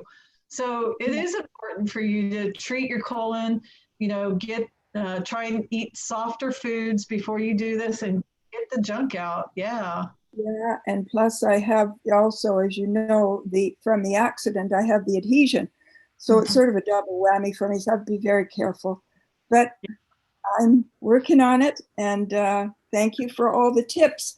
The extra thing, you know, the thing about do not stop drinking. I think that's key. And also, you know, to have it as warm as you can. I'll try that. Yeah. Thanks a lot. You are welcome. Yes, yes. And if anyone is concerned about blood pressure, you can use 1 tablespoon, 1 full tablespoon of salt and stuff, you know. And I'm used to using 2 when I did it, but 1 tablespoon of salt is okay. And so it, you know, and then you can increase it, for example, the next time that you do it. But like I said, if you have some problems, some issues that's in the gut, or like some weight problems, you want to do it, you know, at least once a month. I would say like once a week if you can, you know, and this is going to help you to fast, because if you do that and stuff, you're not going to really be hungry. You're not going to be hungry because your body is cleansing, and you're there you're going to have one big muscle like me here. You're like, because you're going to be flushing. You're going to be flushing all day. Or actually my toilet, I don't have to flush. My toilet's kind of like a little high tech here. You just like push the little button on the back, and has these little buttons, and it flushes and everything. And you know, the seats kind of like, they don't just go down. So I don't never have to worry about slamming them down. I just touch it, and then it just like goes down slowly. I don't think Orion wants us. Nice toilet, huh? But anyway, so, all right. So, okay. High Priestess, anything else on that subject before we get to the next one? No, not really. Well, squatting is the actual correct way to defecate. That's right. But of course, here in America, we have to sit down and be comfy because it's too lazy to squat. That's actually the correct way, though. Okay, Winifred has a question on this subject, and then we're going to move to the next. Winifred, you can unmute yourself. Good afternoon. Are you hearing me? Yes, we are. Hello? Yeah, okay. My question is, since I had the issue, and I never used to suffer with high blood pressure, but however, after that traumatic incident, it went straight up, and I never was able to control it after that. However, I noticed that I have an issue with salt. So anytime at this point in time, I have to watch my salt intake. So my question, I don't know if it was addressed before, but I want to understand this. You said 2 tablespoons non-iodized salt in the water. So if I consume that amount of salt in one sitting, is that going to cause a spike in my blood pressure? Rabbi Linda, go ahead. Again, when you're consuming it in one episode, like all at once, that salt is going to draw more water, more things. It's just a one-time event, and it shouldn't flush. It actually may lower your blood pressure because, again, salt has that osmotic pressure. It's going to draw in more water. You're going to get rid of it. So no, it really shouldn't. If you're doing it once, you know, it's not going to, but if over time you keep eating a lot of salt, yeah, it's not going to, actually with this, it's a flush. So your body's not going to absorb the salt that you're drinking. It's not going to receive it. It's actually just going to pass through you. Exactly. So it really won't go into your bloodstream. It's going to stay in the GI tract. And if it crosses to the bloodstream, that's where you get the hypertension. That's where you get the higher blood pressure. But with this, it's going to stay in the GI tract, and it's going to help your GI tract, not your bloodstream. And you can start with 1 tablespoon instead of 2. All right. On here, you can do that just in case you are, you know, a little bit reluctant. You are going to see the effects of that 1 tablespoon, though. And so you'll see it probably within minutes. You'll feel it within minutes where you're going to be going. If you don't stop drinking, and if it is really warm, you're going to be going. You're going to be running. Okay. All right. Thank you. Is that it, Winifred? Ah. Thank you so much. All right. Thank you. Great questions. Okay, we're going to go to the next. Can you mute yourself there? I can't seem to. It's not letting me do that. Okay. All right. Yes, that's it. Because I'm not on so much. Okay, excellent. Okay, there it is. Finally did it there.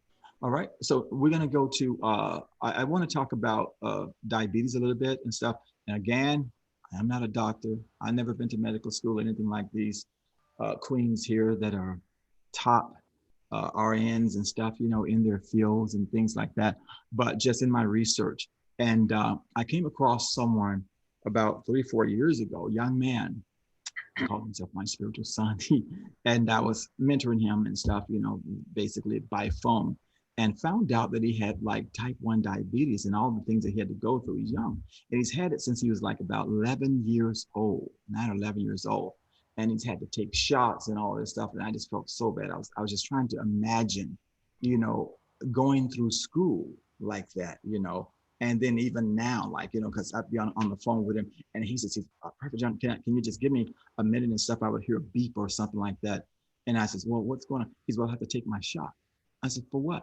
And then he told me, and I was going, wow, you know, I just really felt bad. And a lot of people are in that situation, and it could be hereditary, or it could be whatever, you know. And so I started to do some research, you know, on his behalf for that. And I came across some things and stuff. And although, because I think the guy is around, what, 25 maybe or so. But because he has been, you know, just so used to what he was told, I think, by the medical field and stuff about that, you know, he really couldn't hear what I had to say. And because that was working for him. Nevertheless, I got some good information that really helped me, right?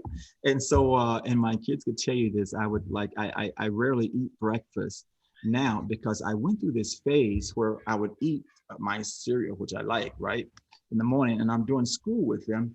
And by what, 10, 11 o'clock, I'm sitting there and in the middle of a sentence, I would just be tired and I'm just start to fall asleep. And I'll be like in the middle of a sentence, just, I'm going, why is this food making me so tired? Why is this, you know? So I changed it up and maybe I had an egg burrito or something like that, you know, and the same thing, you know. And so I talked to Dr. Patrick and he began to explain to me about the glucose and all of that, and from the food and things, and that I don't have diabetes, thank God, nothing like that. But he began to explain that. And so it was during the same time I was doing my research on Vanadium.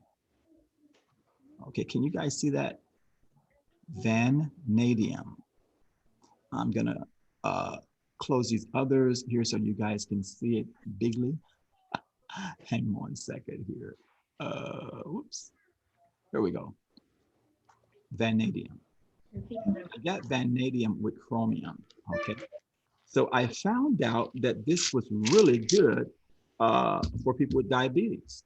And I found out that, you know, whenever I have a meal or something and I don't want to get sleepy, because I told my kids and Brother Johnny, I says, I think God may be trying to bring me to a place where maybe I don't need food or something. I says, because lately food is really making me just tired. And it's making me sleepy. And even if I don't eat a whole lot, even if I just, and so, but anyway, there are some changes going on. But vanadium is a trace mineral. You have it within your body. Everybody has it within their body, but just a very, very small amount that is there in the body. It's trace mineral. And so, but what it does, it helps the glucose metabolism in the body. It stimulates the glucose oxidation in the liver and the muscles. It inhibits the produce of glucose from fat and absorption of glucose from the gut. This is natural, okay? And so what I do after I eat, I get a Vanadium here. Usually Jeremy gets it for me. He's like, you're getting sleepy, because they know I'm like getting tired of sleeping or something.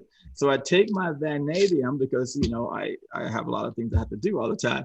And then within a while, I'm just, okay, I'm not sleeping anymore, because now this has helped me. And what it does with people with diabetes and stuff, it inhibits the produce of glucose from fat and the absorption of glucose from the gut. It enhances the stimulation and it mimics insulin within the body. What? So here is something natural that literally mimics insulin within the body. You have it in trace effects in your body already. And it's a very powerful mineral, very beautiful when you look at it. I was looking at it on the internet, images of it and stuff.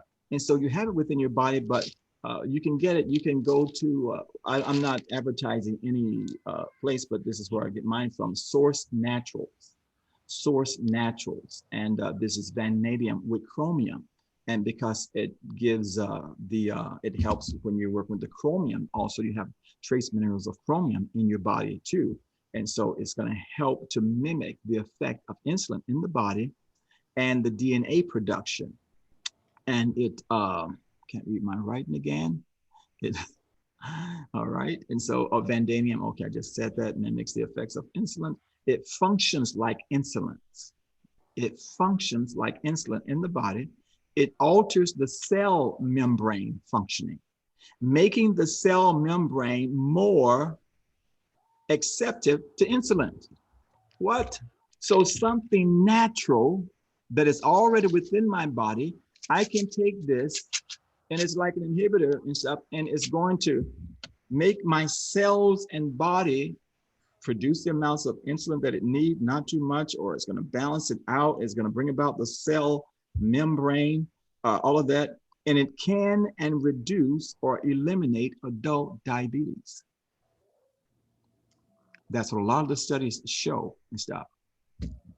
It can eliminate or reduce adult diabetes. And so this is very powerful.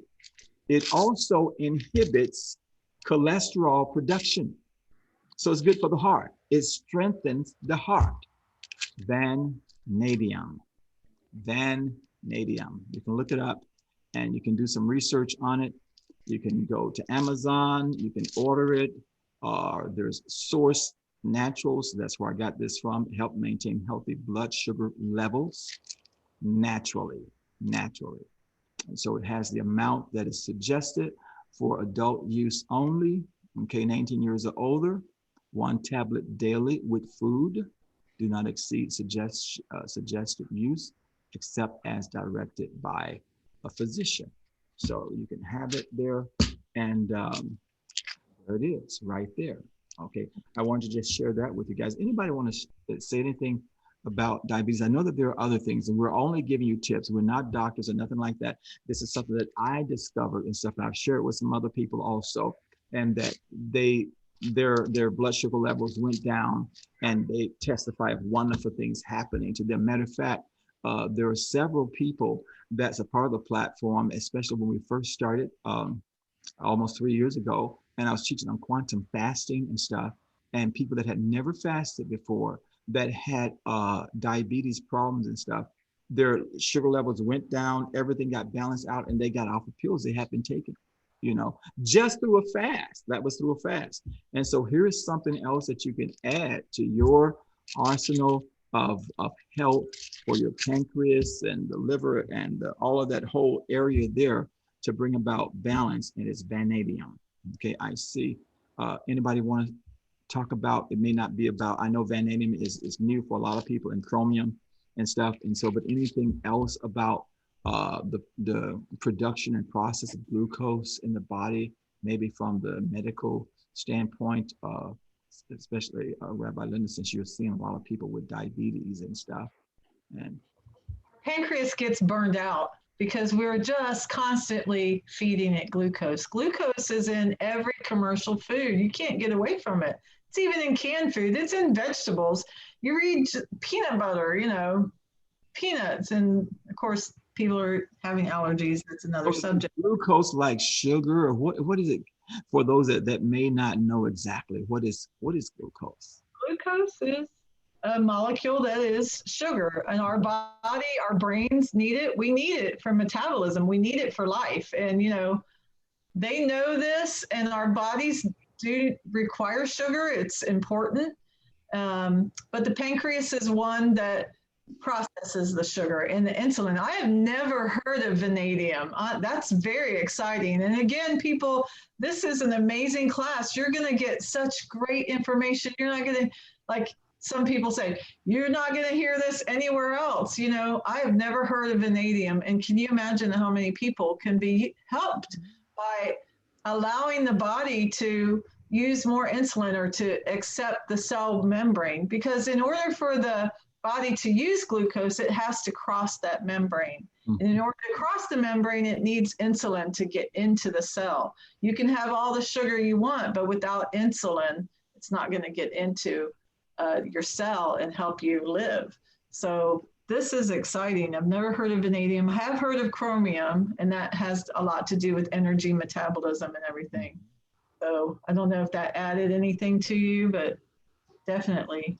I want to add that sugar in fruit is not the same as sugar, as table sugar and other things. Because a lot of people, when they're diabetic, will avoid a lot of fruit.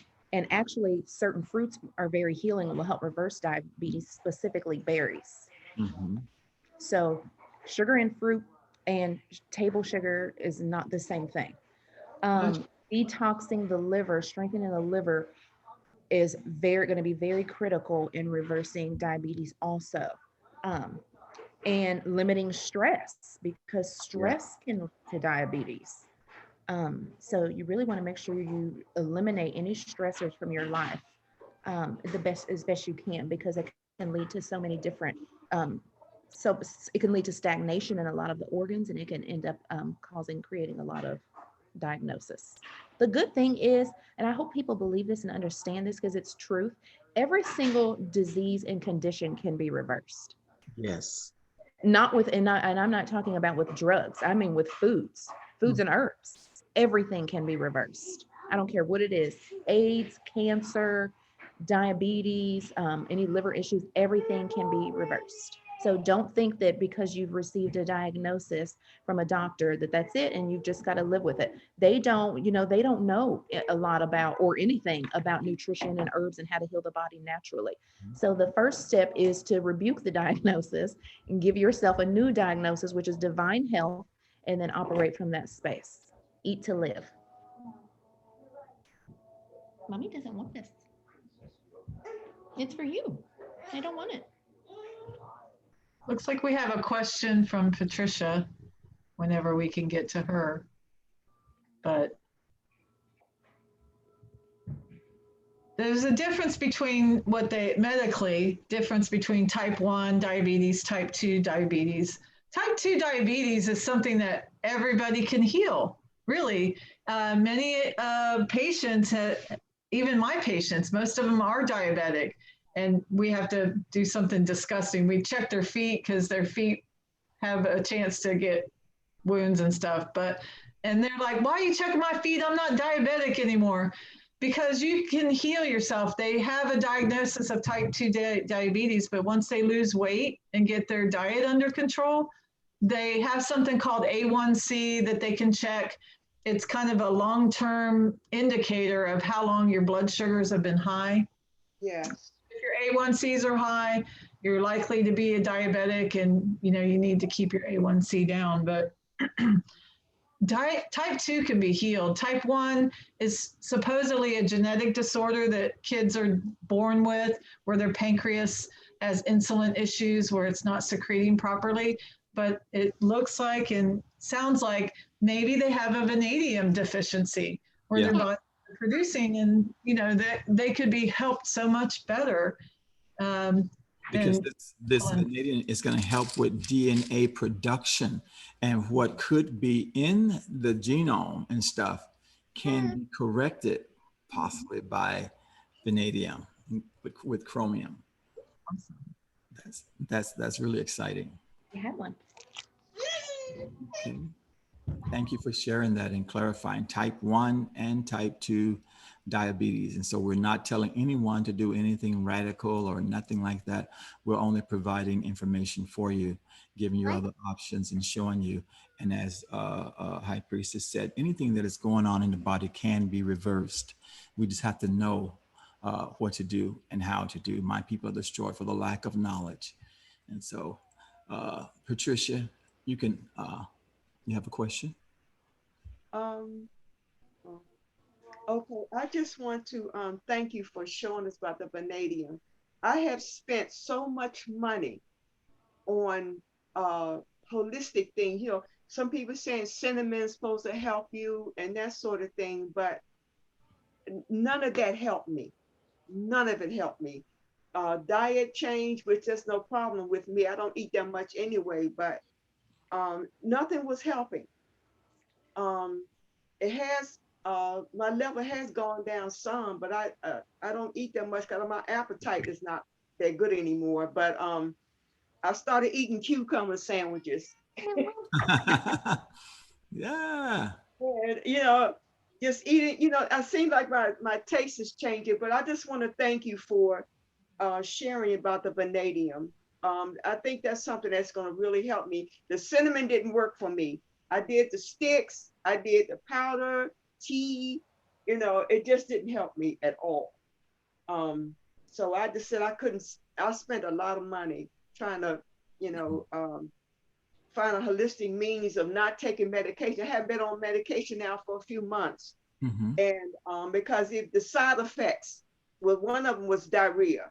Mm-hmm. And I used to get so sick and I couldn't take it anymore. So, and I wouldn't let the doctors put me on insulin. And I just stopped going to them. So thank you so much. Mm-hmm. You're welcome. And Thank we'll just say this here. We're offering different, you know, approaches and different ways to address whatever situation. And as Patricia have said here, what works for one may not work for someone else. And so what you do, you know, you just try whatever works for you. Of course, we know that Yahweh heals and that we can receive miracles just like that. We've seen that happen. But there are sometimes as physician, heal yourself. Sometimes as a healing process of and figuring out what works and stuff, you know, and vanadium might be something that's going to work for many of you and stuff. You know, it's working for a lot of people, and some of the research out there, and even doctors are actually saying this. I was listening to this one doctor that's been practicing for 40 years, a medical doctor, and he was really just saying that vanadium with chromium was really good, and that, you know, they can only say so much. And he says that it can, you know, the benefits of it as in helping to overcome diabetes. And I'm so, going to try it. all right. And it's not expensive. It is not expensive. I think for this bottle here with 180 tablets and stuff, it could have been $5, maybe $7. I can't remember how much because I bought it some time ago. And so it's very inexpensive. If you don't have it in your area, go on Amazon and you can find it there. Okay. I would also add that diabetes is also usually linked to a magnesium deficiency. Mm-hmm. And most people are deficient in magnesium. And I recommend everyone to take magnesium in a supplement form because the soil is so depleted of magnesium that even foods that were once magnesium rich are no longer magnesium rich. Exercise will also help sleep, getting adequate sleep. And apple cider vinegar is also good for lowering blood sugar. Yeah. Yeah, Brother Johnny, he's an apple cider vinegar guy. Me too. That's good. I haven't gotten there. It's, you know, we can tell when he's kind of use it. The upstairs, we go up there, he's going, what's that smell? You know?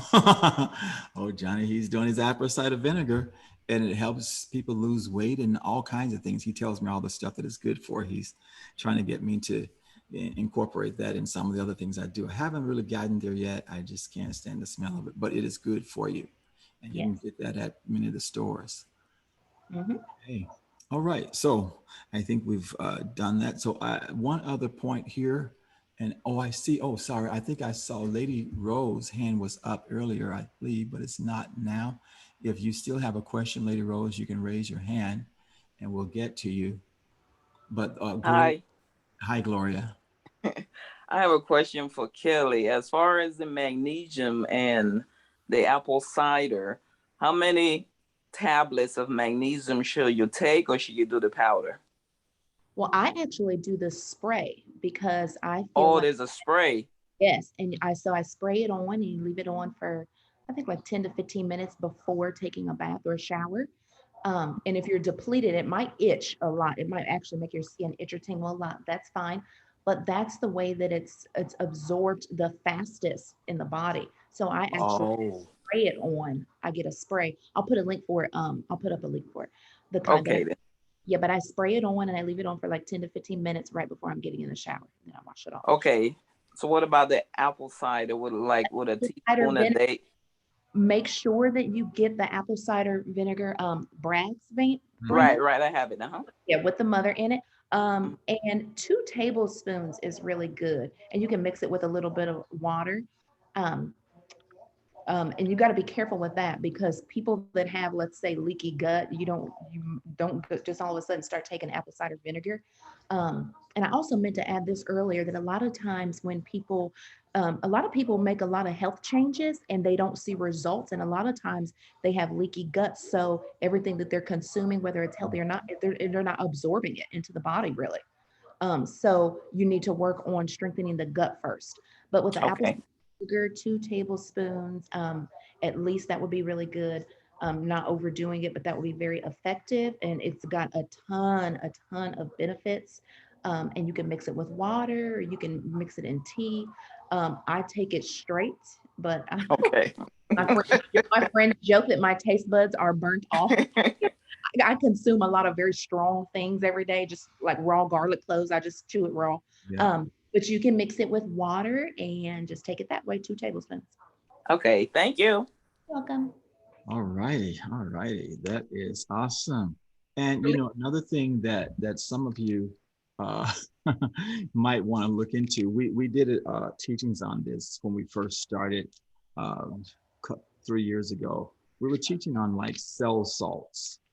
And so some of you guys remember we were teaching on cell salts and stuff, and where you get all of these minerals within your body. They're like very tiny here.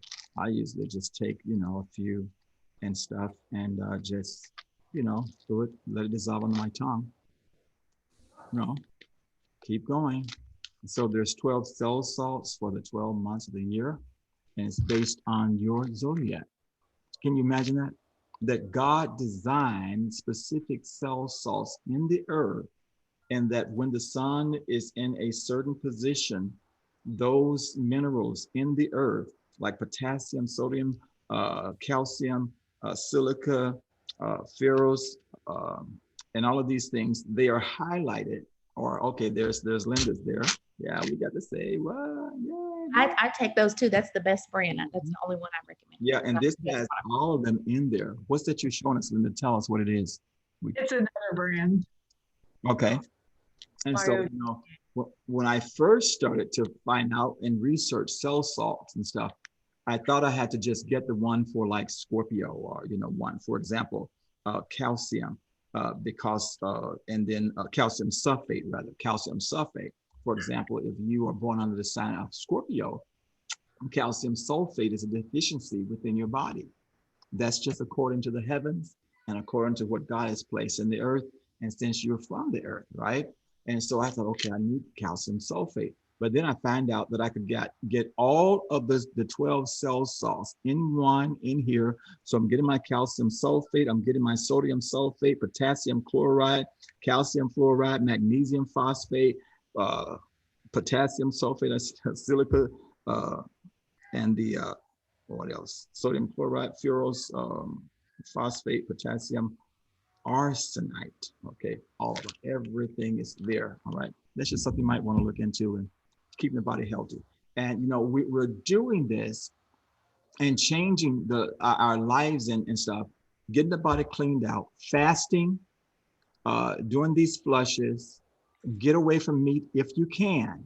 I know you all can, but anyway, try to get away from meat, and especially over the next, say, 3-4 months and stuff, so you can allow your body to come to that place of homeostasis, I think it's called. There's complete balance within itself, and your body frequency raises up, so that when these things that are going to be happening in the fall, you will not have to be a victim of it, because your body frequency will be high enough to withstand it, and it won't affect you. It'll be all around you, or if something does affect your body, it'll just go right through your body, because your frequency is so high, your body frequency, because you're putting in the things that you need within your body. Okay, and then the next thing we're gonna just talk about here is any other questions regarding this? Okay, I think we're done with that. Okay, so our comments, all right. Y'all getting this? Is everybody getting this? Okay, good. Pretty good showing here. People are still here, so everybody's learning something. That's great. We are preaching life today. We are preaching life today. Okay. All right. Okay. All right. So, all right. The next thing I just want to like just talk about some of your vitamins, something that you need to be doing and stuff all the time. You need to be building your immune system. So the foods that you eat, even though we may be vegetarians and stuff, you know, we yet need supplements, because they are yet being depleted of certain things. And plus the interaction with what's in your environment, what's in your air, the electrical stuff, and all of this stuff that is depleting, is designed to deplete the body of certain things. And so that is the reason why you take supplements. I remember years ago, I was traveling in Asia, and I traveled with my food supplements. And this brother, one of the brothers, minister, looked at me, he says, "Oh, you have to take all those pills and stuff?" And I said, no, this is not medicine, because he didn't know anything about like the supplement.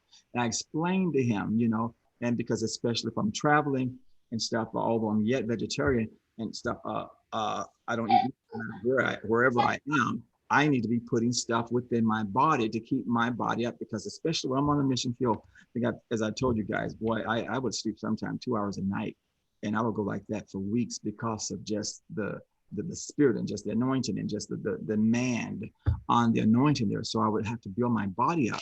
And so if you want to build your immune system, you're going to basically need vitamin C. You're going to need vitamin E. Okay, you see vitamin C there, you see vitamin E, and you really need B12. Okay, so B, C, and E, those are the basic ones for like building up. Of course, there's many other things, but you know, if you want to just get it like in a pill form, and I'm not advertising these companies here and stuff, this is just where these happen to have come from. And so you want B, C, and E there in your body daily.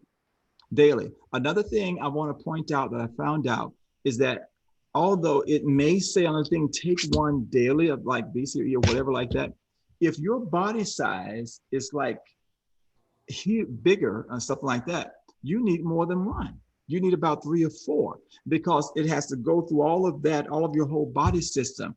And so what happens, I find out, is people are not taking enough within there to maintain that, because it is really based on body size. And so they can't put on the thing, or they don't put on the things, you know, well, based on your body size or whatever. So you have to realize that and understand that. Now with the vitamin E, most time you won't need more than 400 IUs of that a day, your vitamin E. And so vitamin E. And so this is really good for a lot of stuff, you know, especially for women and stuff, you know, hormonal stuff and everything, hair, nails, skin, and all of that. And some of you sisters might, you know, say some other stuff that I don't know that it's good for, Kelly, like just vitamin E. And anything else about vitamin E that somebody want to mention that is really good for, besides, oh, and my last, before I get to that, you want to try to take this together, that like the B, C's, and E's together, because when they are taken together and combined together within the body, that's where you see the best benefit of it. Like if you're taking, say, a B in the morning, and then maybe at night you're taking like an E and stuff, and maybe sometime in the middle of the day you might take a C. It's in your body, but you're not going to really get the benefit that you would get from it if you were taking the B, C, and the E together. Another thing, when you're taking the B vitamins and stuff, most of them you don't want to take on an empty stomach, okay? Because, you know, it can kind of like, you know, mess your stomach up a little bit. You feel a little bit diarrhea, slight diarrhea there if you do it like on an empty. stomach. But so you want to have it with at least a little food or something. You don't want to take these while you're fasting.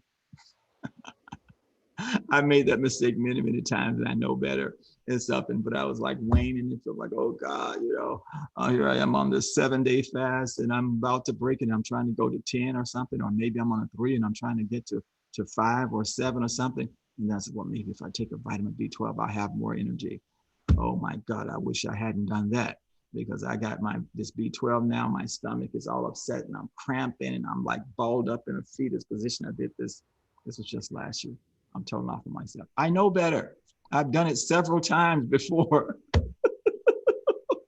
And so here I was on my bed, just like curled up, like just, with cramps. And so what I'm saying that these vitamins you want to take with a meal, with at least a little food or something in your stomach there, so that it can really benefit you. Vitamin E is really good for the immune system, and it's also really good for the skin. Yes. Really good for the skin. It is. It is. Okay. And then, so you have the B, C, and E. They're like the B vitamins. Another thing, like, I don't know if the science on that has changed now, but a lot of times people will take a multivitamin. Well, I got it all in just a multivitamin stuff. Unless you're getting high dosages of each of those vitamins in there, it's really just going down into the toilet. It's not really doing much for your body. And so you need, at least around like 400 IUs, that's international units of the vitamin E within your body. You need high doses of B12 within your body, and do not take it in the evening. Otherwise, you may have a hard time sleeping. And so you want to take it in the morning or around noontime. If you have in breakfast or lunch or something with a little food or a smoothie or something like that, it's going to give you energy throughout the day. And your B12 is going to help make DNA. It's good for the red blood cells, energy, for memory, nerve, and the nerve cell health and all that. I take B12 practically every day, some type of B thing, and especially before I come on here, because I want to be as sharp as I can. And I know that I need, the oxygen and everything flowing to my brain the way that it needs to, so that I can remember and stuff. And so B12 is like really, really good for me, and it's also good for nerve damage and other things like that. Vegetarians and vegans definitely need B12.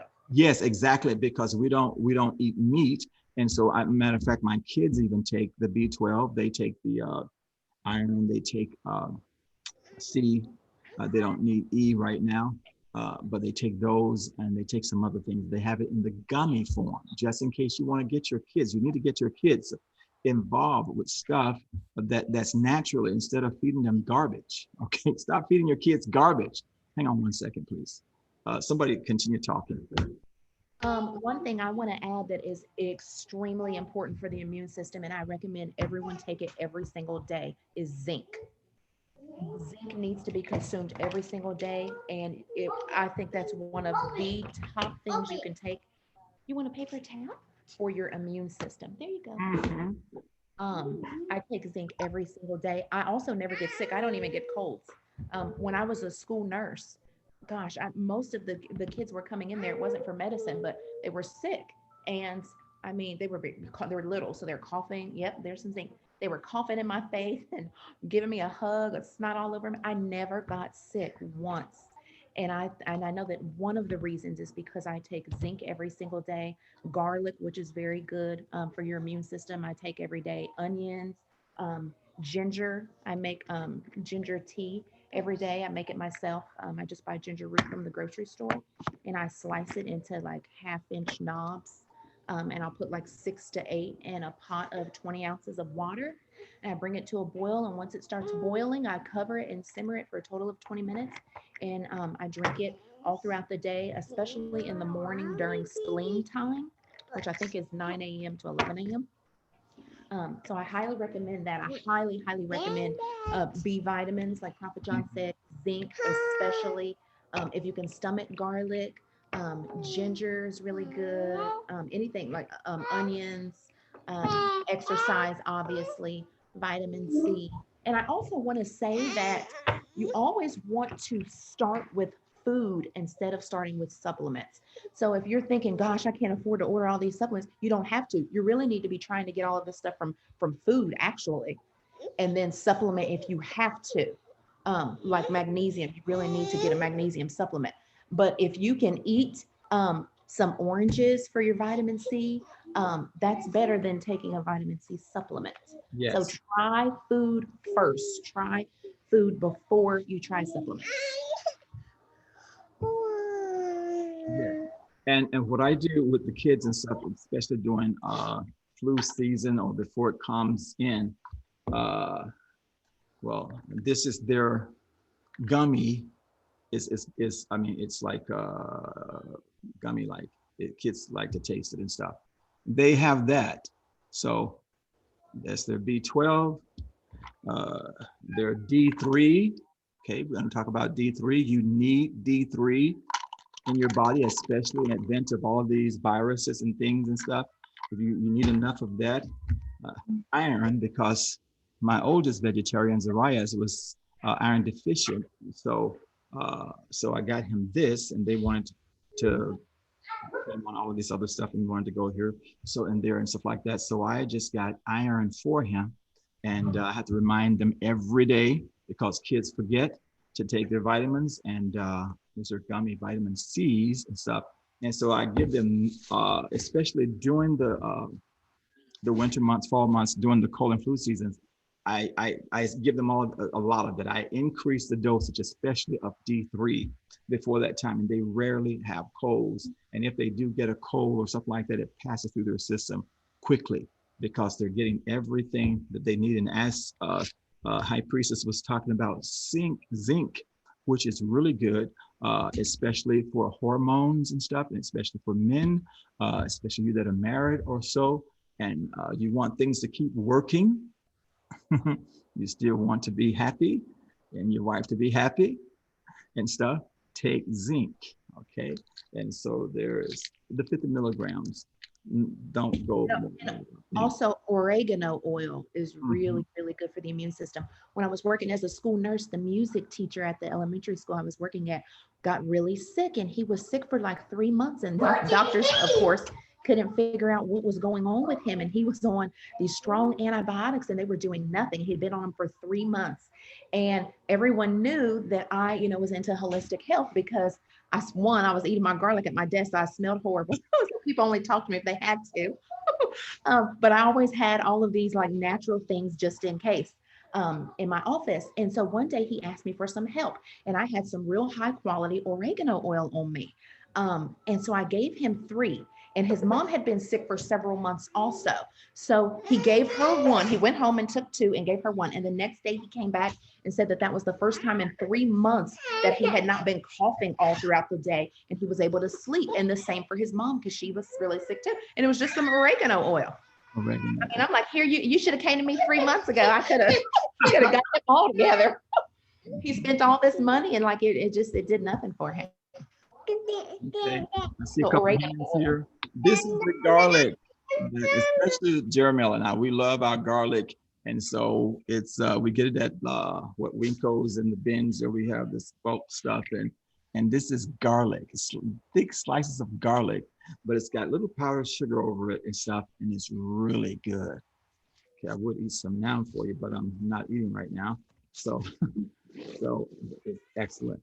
Thank you. Okay, well, I'm going to take a few questions here. I see Tisha's hand is up, and you can unmute yourself, Tisha. Hi, God bless each and every one of you. Thank you so much for today. So much interesting things. I just want to ask a question regarding like a toddler, because I noticed that my baby has allergies, like around her eyes are very puffy. So I took her off dairy, and I'm giving her oat milk now versus dairy. I don't see significant changes yet. Any recommendations? Yes, I highly recommend berries. If you can give her a smoothie with blueberries, specifically wild blueberries, you can get them at the grocery store in the freezer department. Wild blueberries from Maine, if you can find them. Blackberries, raspberries, mix that with kale, spinach, organic if you can, all organic if you can, kale, spinach, because this is going to help reverse the allergies, and this is going to help strengthen and detox the liver. Water with lemon, if she would drink a little of that, that will help to detox the liver. Any sour, bitter foods that will purge the liver. Green apples will be really, really good. I know a lot of toddlers can't. I know I would give my children garlic and I would blend it in a smoothie and they didn't notice the strong taste. So you can maybe even do a small piece of garlic in it. But anything, berries and any like leafy greens is going to be life-changing, and you will see immediate results. Because Kelly, she actually loves garlic. I give her garlic drops. And I do make her smoothies with berries. But how long before you see like the changes? Because I do smoothies, I do spinach, I do kale, I give her celery. She's not one that she'll eat anything. She likes lemon. She'll take the lemon and just eat it just on its own. So I just wonder, like, how long would it take before I start seeing changes? Depends, but I would keep doing it, and also add some parsley. Add some parsley to that. That's going to be key, adding parsley to the smoothies. And if you can get her to take some dandelion, even if it's dandelion tea, Orion and Cree drink dandelion tea, and they actually really like it, because Orion was having some similar, it was seeming like he was having sensitivities to things. And I was not, like, I was very upset and I was refusing to accept it as allergies. And I'm like, I've got to, whatever this is, I've got to erase it. So I started giving the smoothies consistently. I just became progressive with everything. Dandelion tea. And then I was nursing, so I was able to take some things, like small amounts of things my own self. But what really seemed to help were those smoothies with the berries.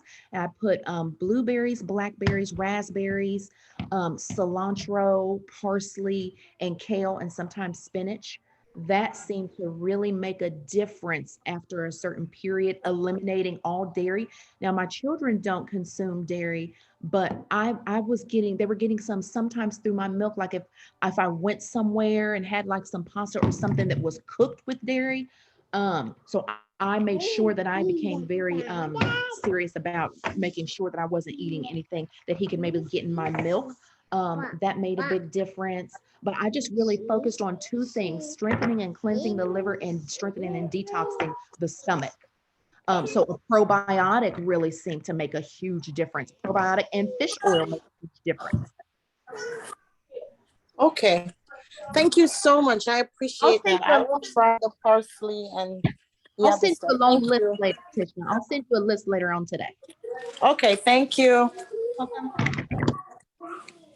Oh, I also want to say this about the immune system. Immunity starts in the gut.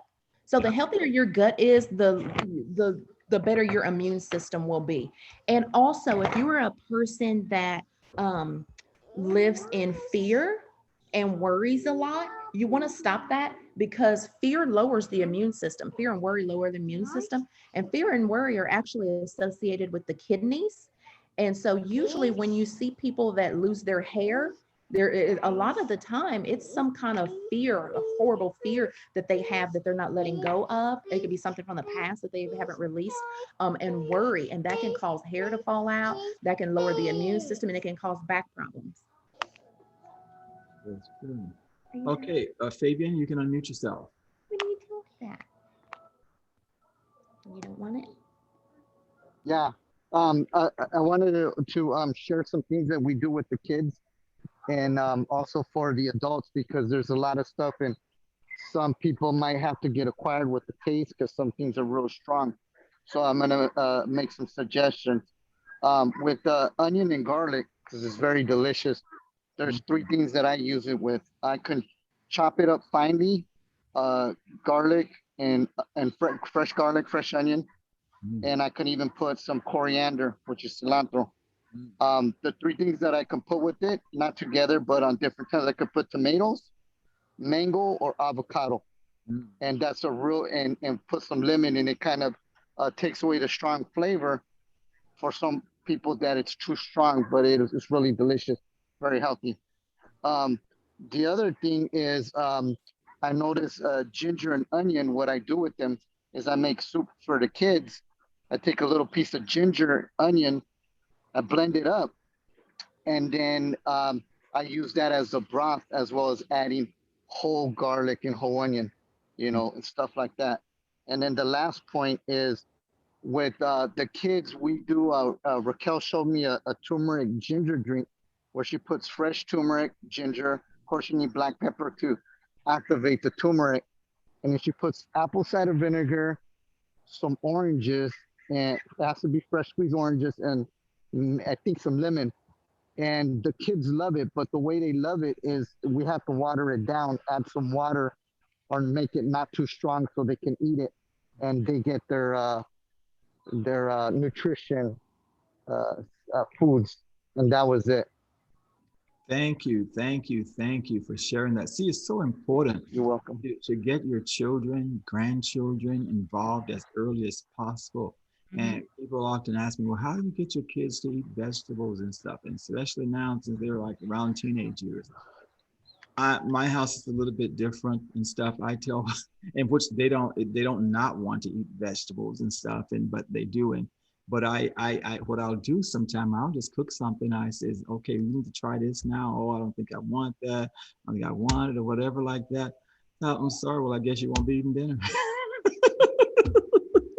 And kids will only eat what you buy them. We're the ones going and buying the groceries. They're only going to eat what you bring in the house. And you make it fun for them. Start when they're young, make it fun for them. Like when the kids started eating, and I was blessed to just to be there with them, just the one that actually started to feed them food and stuff. I would make it fun for them, like with the broccoli and stuff. Is, oh wow, look, we got a little tree here.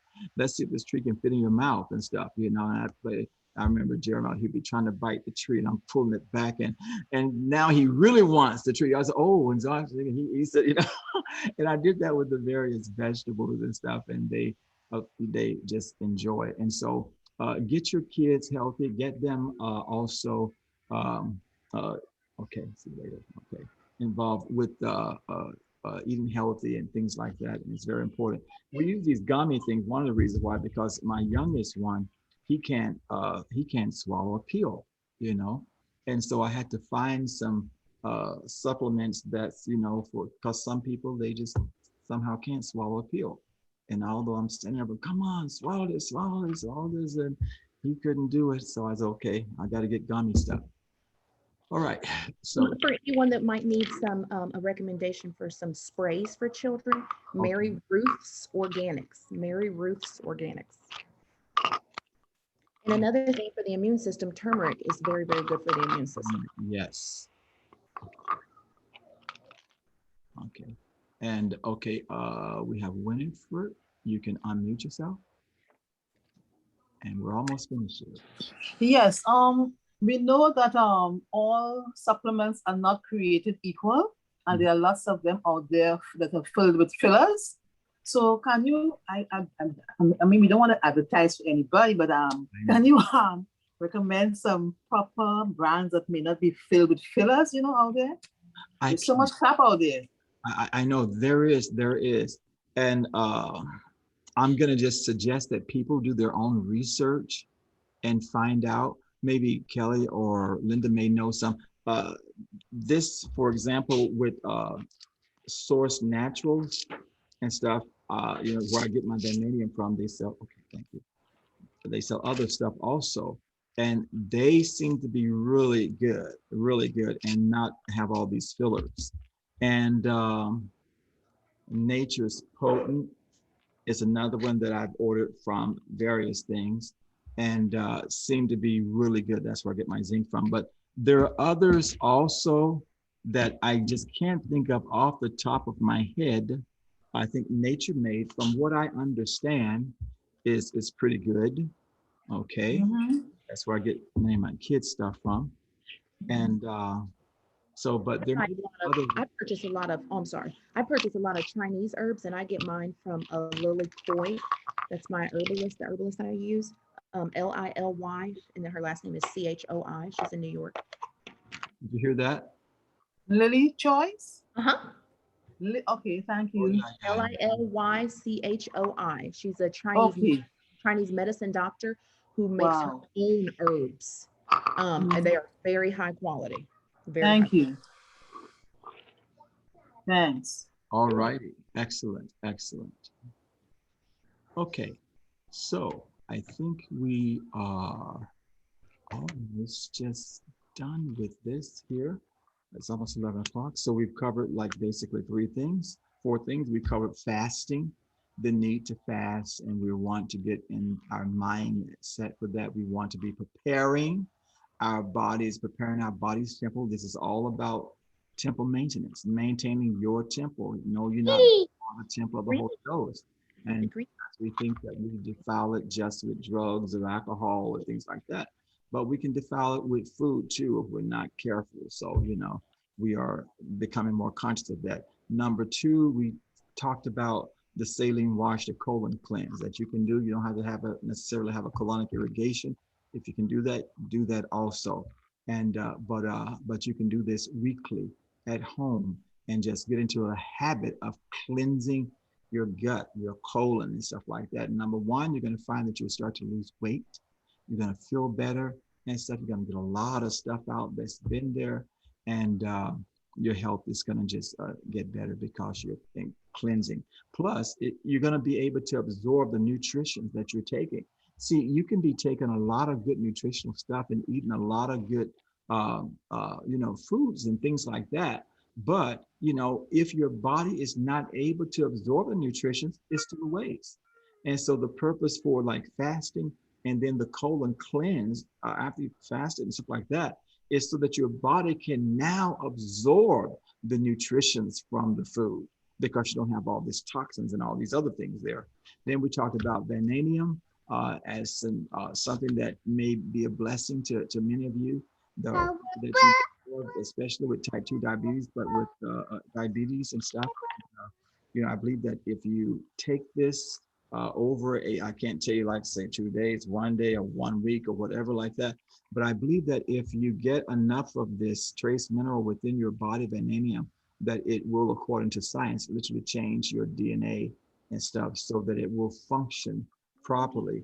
And I've heard people tell me how they've been able to get off of the pills and the shots and things like that, and the blood sugar level normalize. After taking, I know that. I can eat food and I take a vanadium, and okay, within a half hour, I'm not sleepy anymore. I'm not, drowsy and stuff because the body is trying to work and do all of this stuff. So it takes, I think what it does, it takes, I don't know, I can't remember all of about it. That's what makes you sleepy. So we talked about that. And then we talked about the vitamins, getting your B12s, your C, your E, especially your D3s and stuff so that you can keep the body maintained and stuff like that. If you can't get it in your foods and you're not eating the foods, matter of fact, that unless you're eating really high quality food, you're not going to get the supplements that you need, all the nutrients that you need and stuff. And so that's why it's called supplement. And so that's why we take these things to help with what we're lacking, from the food and stuff there. And so then let's see, we talked about A, B. Vitamin A is great for protecting your cells, your bones, and reduces acne and all of that. And also it helps to protect the cell. It helps to protect the cell. And we know that there are certain things that they're trying to introduce into the cell, okay? And so, but if you're getting enough vitamin A within your body, it's going to create a wall around the cells. And so things won't be able to penetrate the cell and bind to your DNA, all right? So that's just another thing to just think about. And so we did A, B, C, D, E, and then we did zinc. Okay, so now you know your ABCs. All right, so we're gonna just open this for questions for the last time or quickly comment. I believe that there are some comments here in the chat, so don't forget to check those comments in the chat. Other people are putting information in, so check your chat box afterwards. Also on the Telegram group, I believe that Fabian and somebody else was posting something. I didn't get a chance to read it all, but was posting something into the chat about liver cleanse and various things there. So check those things. We're providing this information so that we'll all know what to do And I see Leslie's hand is up. Yes, I would just like to verify about oil of oregano. I've used it time and time again, and it's been so helpful when I've had like colds or anything. It just nips it in the bud, and man, you can feel that thing working. It's a very potent antibiotic. I found that. And also a couple of tips with oil of oregano. You can put it like just sprinkle or spray a little bit in your handkerchief, and before you go out or something, take a little inhalation of that, and that really helps. And also you can rub a couple of drops of oil into the soles of your feet. And that has also proved to be very effective. So thanks. Thank you so much for that tip. That is so true. Okay. I just want to recommend or make a suggestion for people that don't fast a lot or aren't used to it. You know, we know that we are going to be protected no matter what comes up, whether there's a food shortage or not. It doesn't have to affect us. But I do want to say to maybe get in the habit of fasting ahead of time before the fall, so that you can, for one, you know, not even necessarily if there's a food shortage, but it's just good to get in a habit of eating less, because it's not necessary. It's not necessary to eat breakfast, lunch, dinner, 2 and 3 snacks and all this crazy stuff. So if you get in the habit now, thank God for being aware. So this is a good time, because we've still got some of July, all of August, September, that we can start getting in the habit of practicing fasting, even if it's you start at like a half a day and then work your way up, or a third of the day, just whatever. That way, if for some reason you need to make food stretch, you're not like, oh Lord, you know, what am I going to do? And you're used to it, and then it won't be that big of a deal. And also, you know, if you do have or blessed with excess, you know, you might not have a food shortage, but maybe you can be a blessing to somebody else and use some of your rice and beans and water or something for somebody in a neighboring area. You just never know. So be wise and start maybe stocking up, because I know that God is going to continue to provide for all of us, but you know, maybe we need to prepare and get some extra stuff for other people to help other people. That is so true. Sister Norma and I was talking about that yesterday. That is so true, that we're Joseph's. And, you know, and as Kelly mentioned, that whether there's a food shortage or not in your area or whatever this year or within the next 7 years and stuff, the thing is that you're getting your body prepared, you know, and you are put you on the whole armor of God, that you may be withstand. You're there in position for whatever comes your way and stuff. And so thank God. So we're not doing this out of fear. Oh, there's going to be a food shortage. No, that's not what we're talking about. We are just doing this because the Word of God tells us that we should maintain our body temple and stuff. And these things are going to help you. And if there is no food shortage in your area or your part of the country or country that goes through some difficulties over the next several years, because we're not just talking about maybe just this fall, but beginning this fall, but over the next several years, guess what? You're going to be healthy. You're going to be healthy because you have done what you needed to do, and you'll be able to help other people. And so it's a great situation, a win-win situation. And praise God, you're going to have to. The healthier you are, the easier it is to connect with the higher realms. And the higher your frequency, the better you can manifest what you want in life with great ease. It's just overall, you just feel better. It affects your life. It affects those lives around you when your frequency is high. And so you just don't want to just be putting lower frequencies into your body. And blood, and just think of these animals there, a lot of them are tortured and slaughtered, and so then you are then absorbing the consciousness of that into your body. Look how many people feel so sluggish after they eat. Food should be energizing if you're eating the right things. You shouldn't eat and then feel like, ooh, I gotta go lay down, or feel depressed or attitudish or angry. That's a sign that, you know, you need to really look at what you're eating and also your energy, because a lot of health issues are really caused from certain energy and things that need to be released. For example, I guess at a later date, I had a whole presentation today about lung health, and I'll save it for another time, based off of what Prophet told us on Monday night about the fall, or the fall time. But grief is stored in the lungs. So this is why a lot of times when people are crying, they start coughing. And this is also why, well, I'll get into that. I'll save all of this for another time. But you really want to start releasing now, because you just don't want to be carrying grudges, holding grudges, holding on to anger stored in the liver, fear is stored in the kidneys, grief is stored in the lungs. We've got to get rid of all this mess.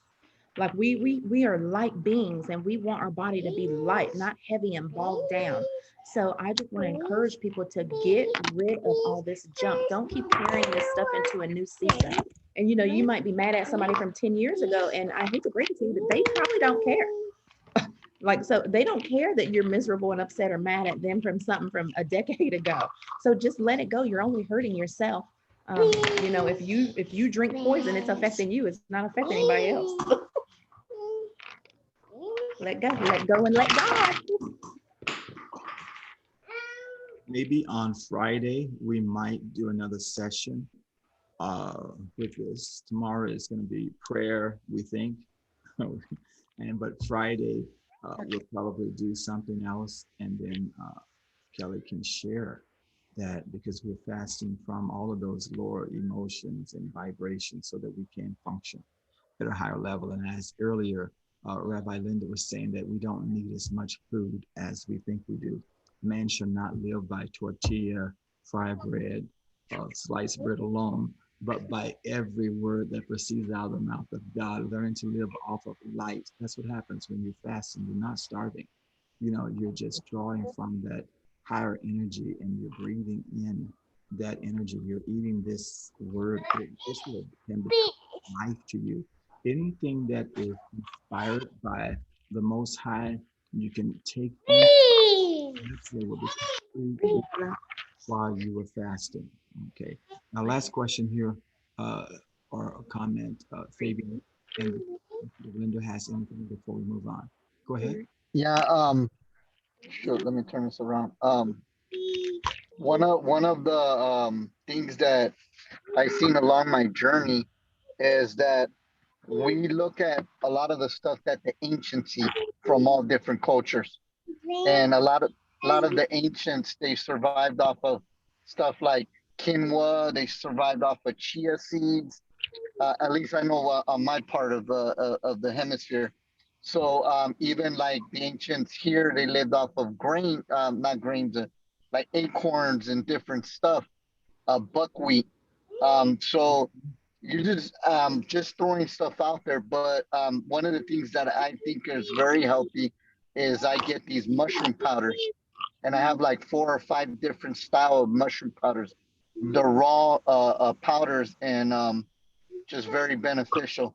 So you just gotta find different stuff. There's stuff like maki berry, and you know, there's a lot of things out there. Do your research, see how it makes your body feel, and God will always confirm what's good for you. And that's it. Thank you. Anything That is else, true. Rabbi? Mushrooms have a lot of benefits. What were you saying, Kelly? Mushrooms have a lot of benefits. Orion drinks mushroom juice. I also have like 5 powders of organic mushrooms, and he loves mushroom juice. And I actually think that was, Tisha, that was one way Lion's mane that I helped reverse what were food sensitivities on their way to allergies. Mushrooms. Thank you, High Priestess. Rabbi Linda, you were showing us some lion's mane. Any last words before we move?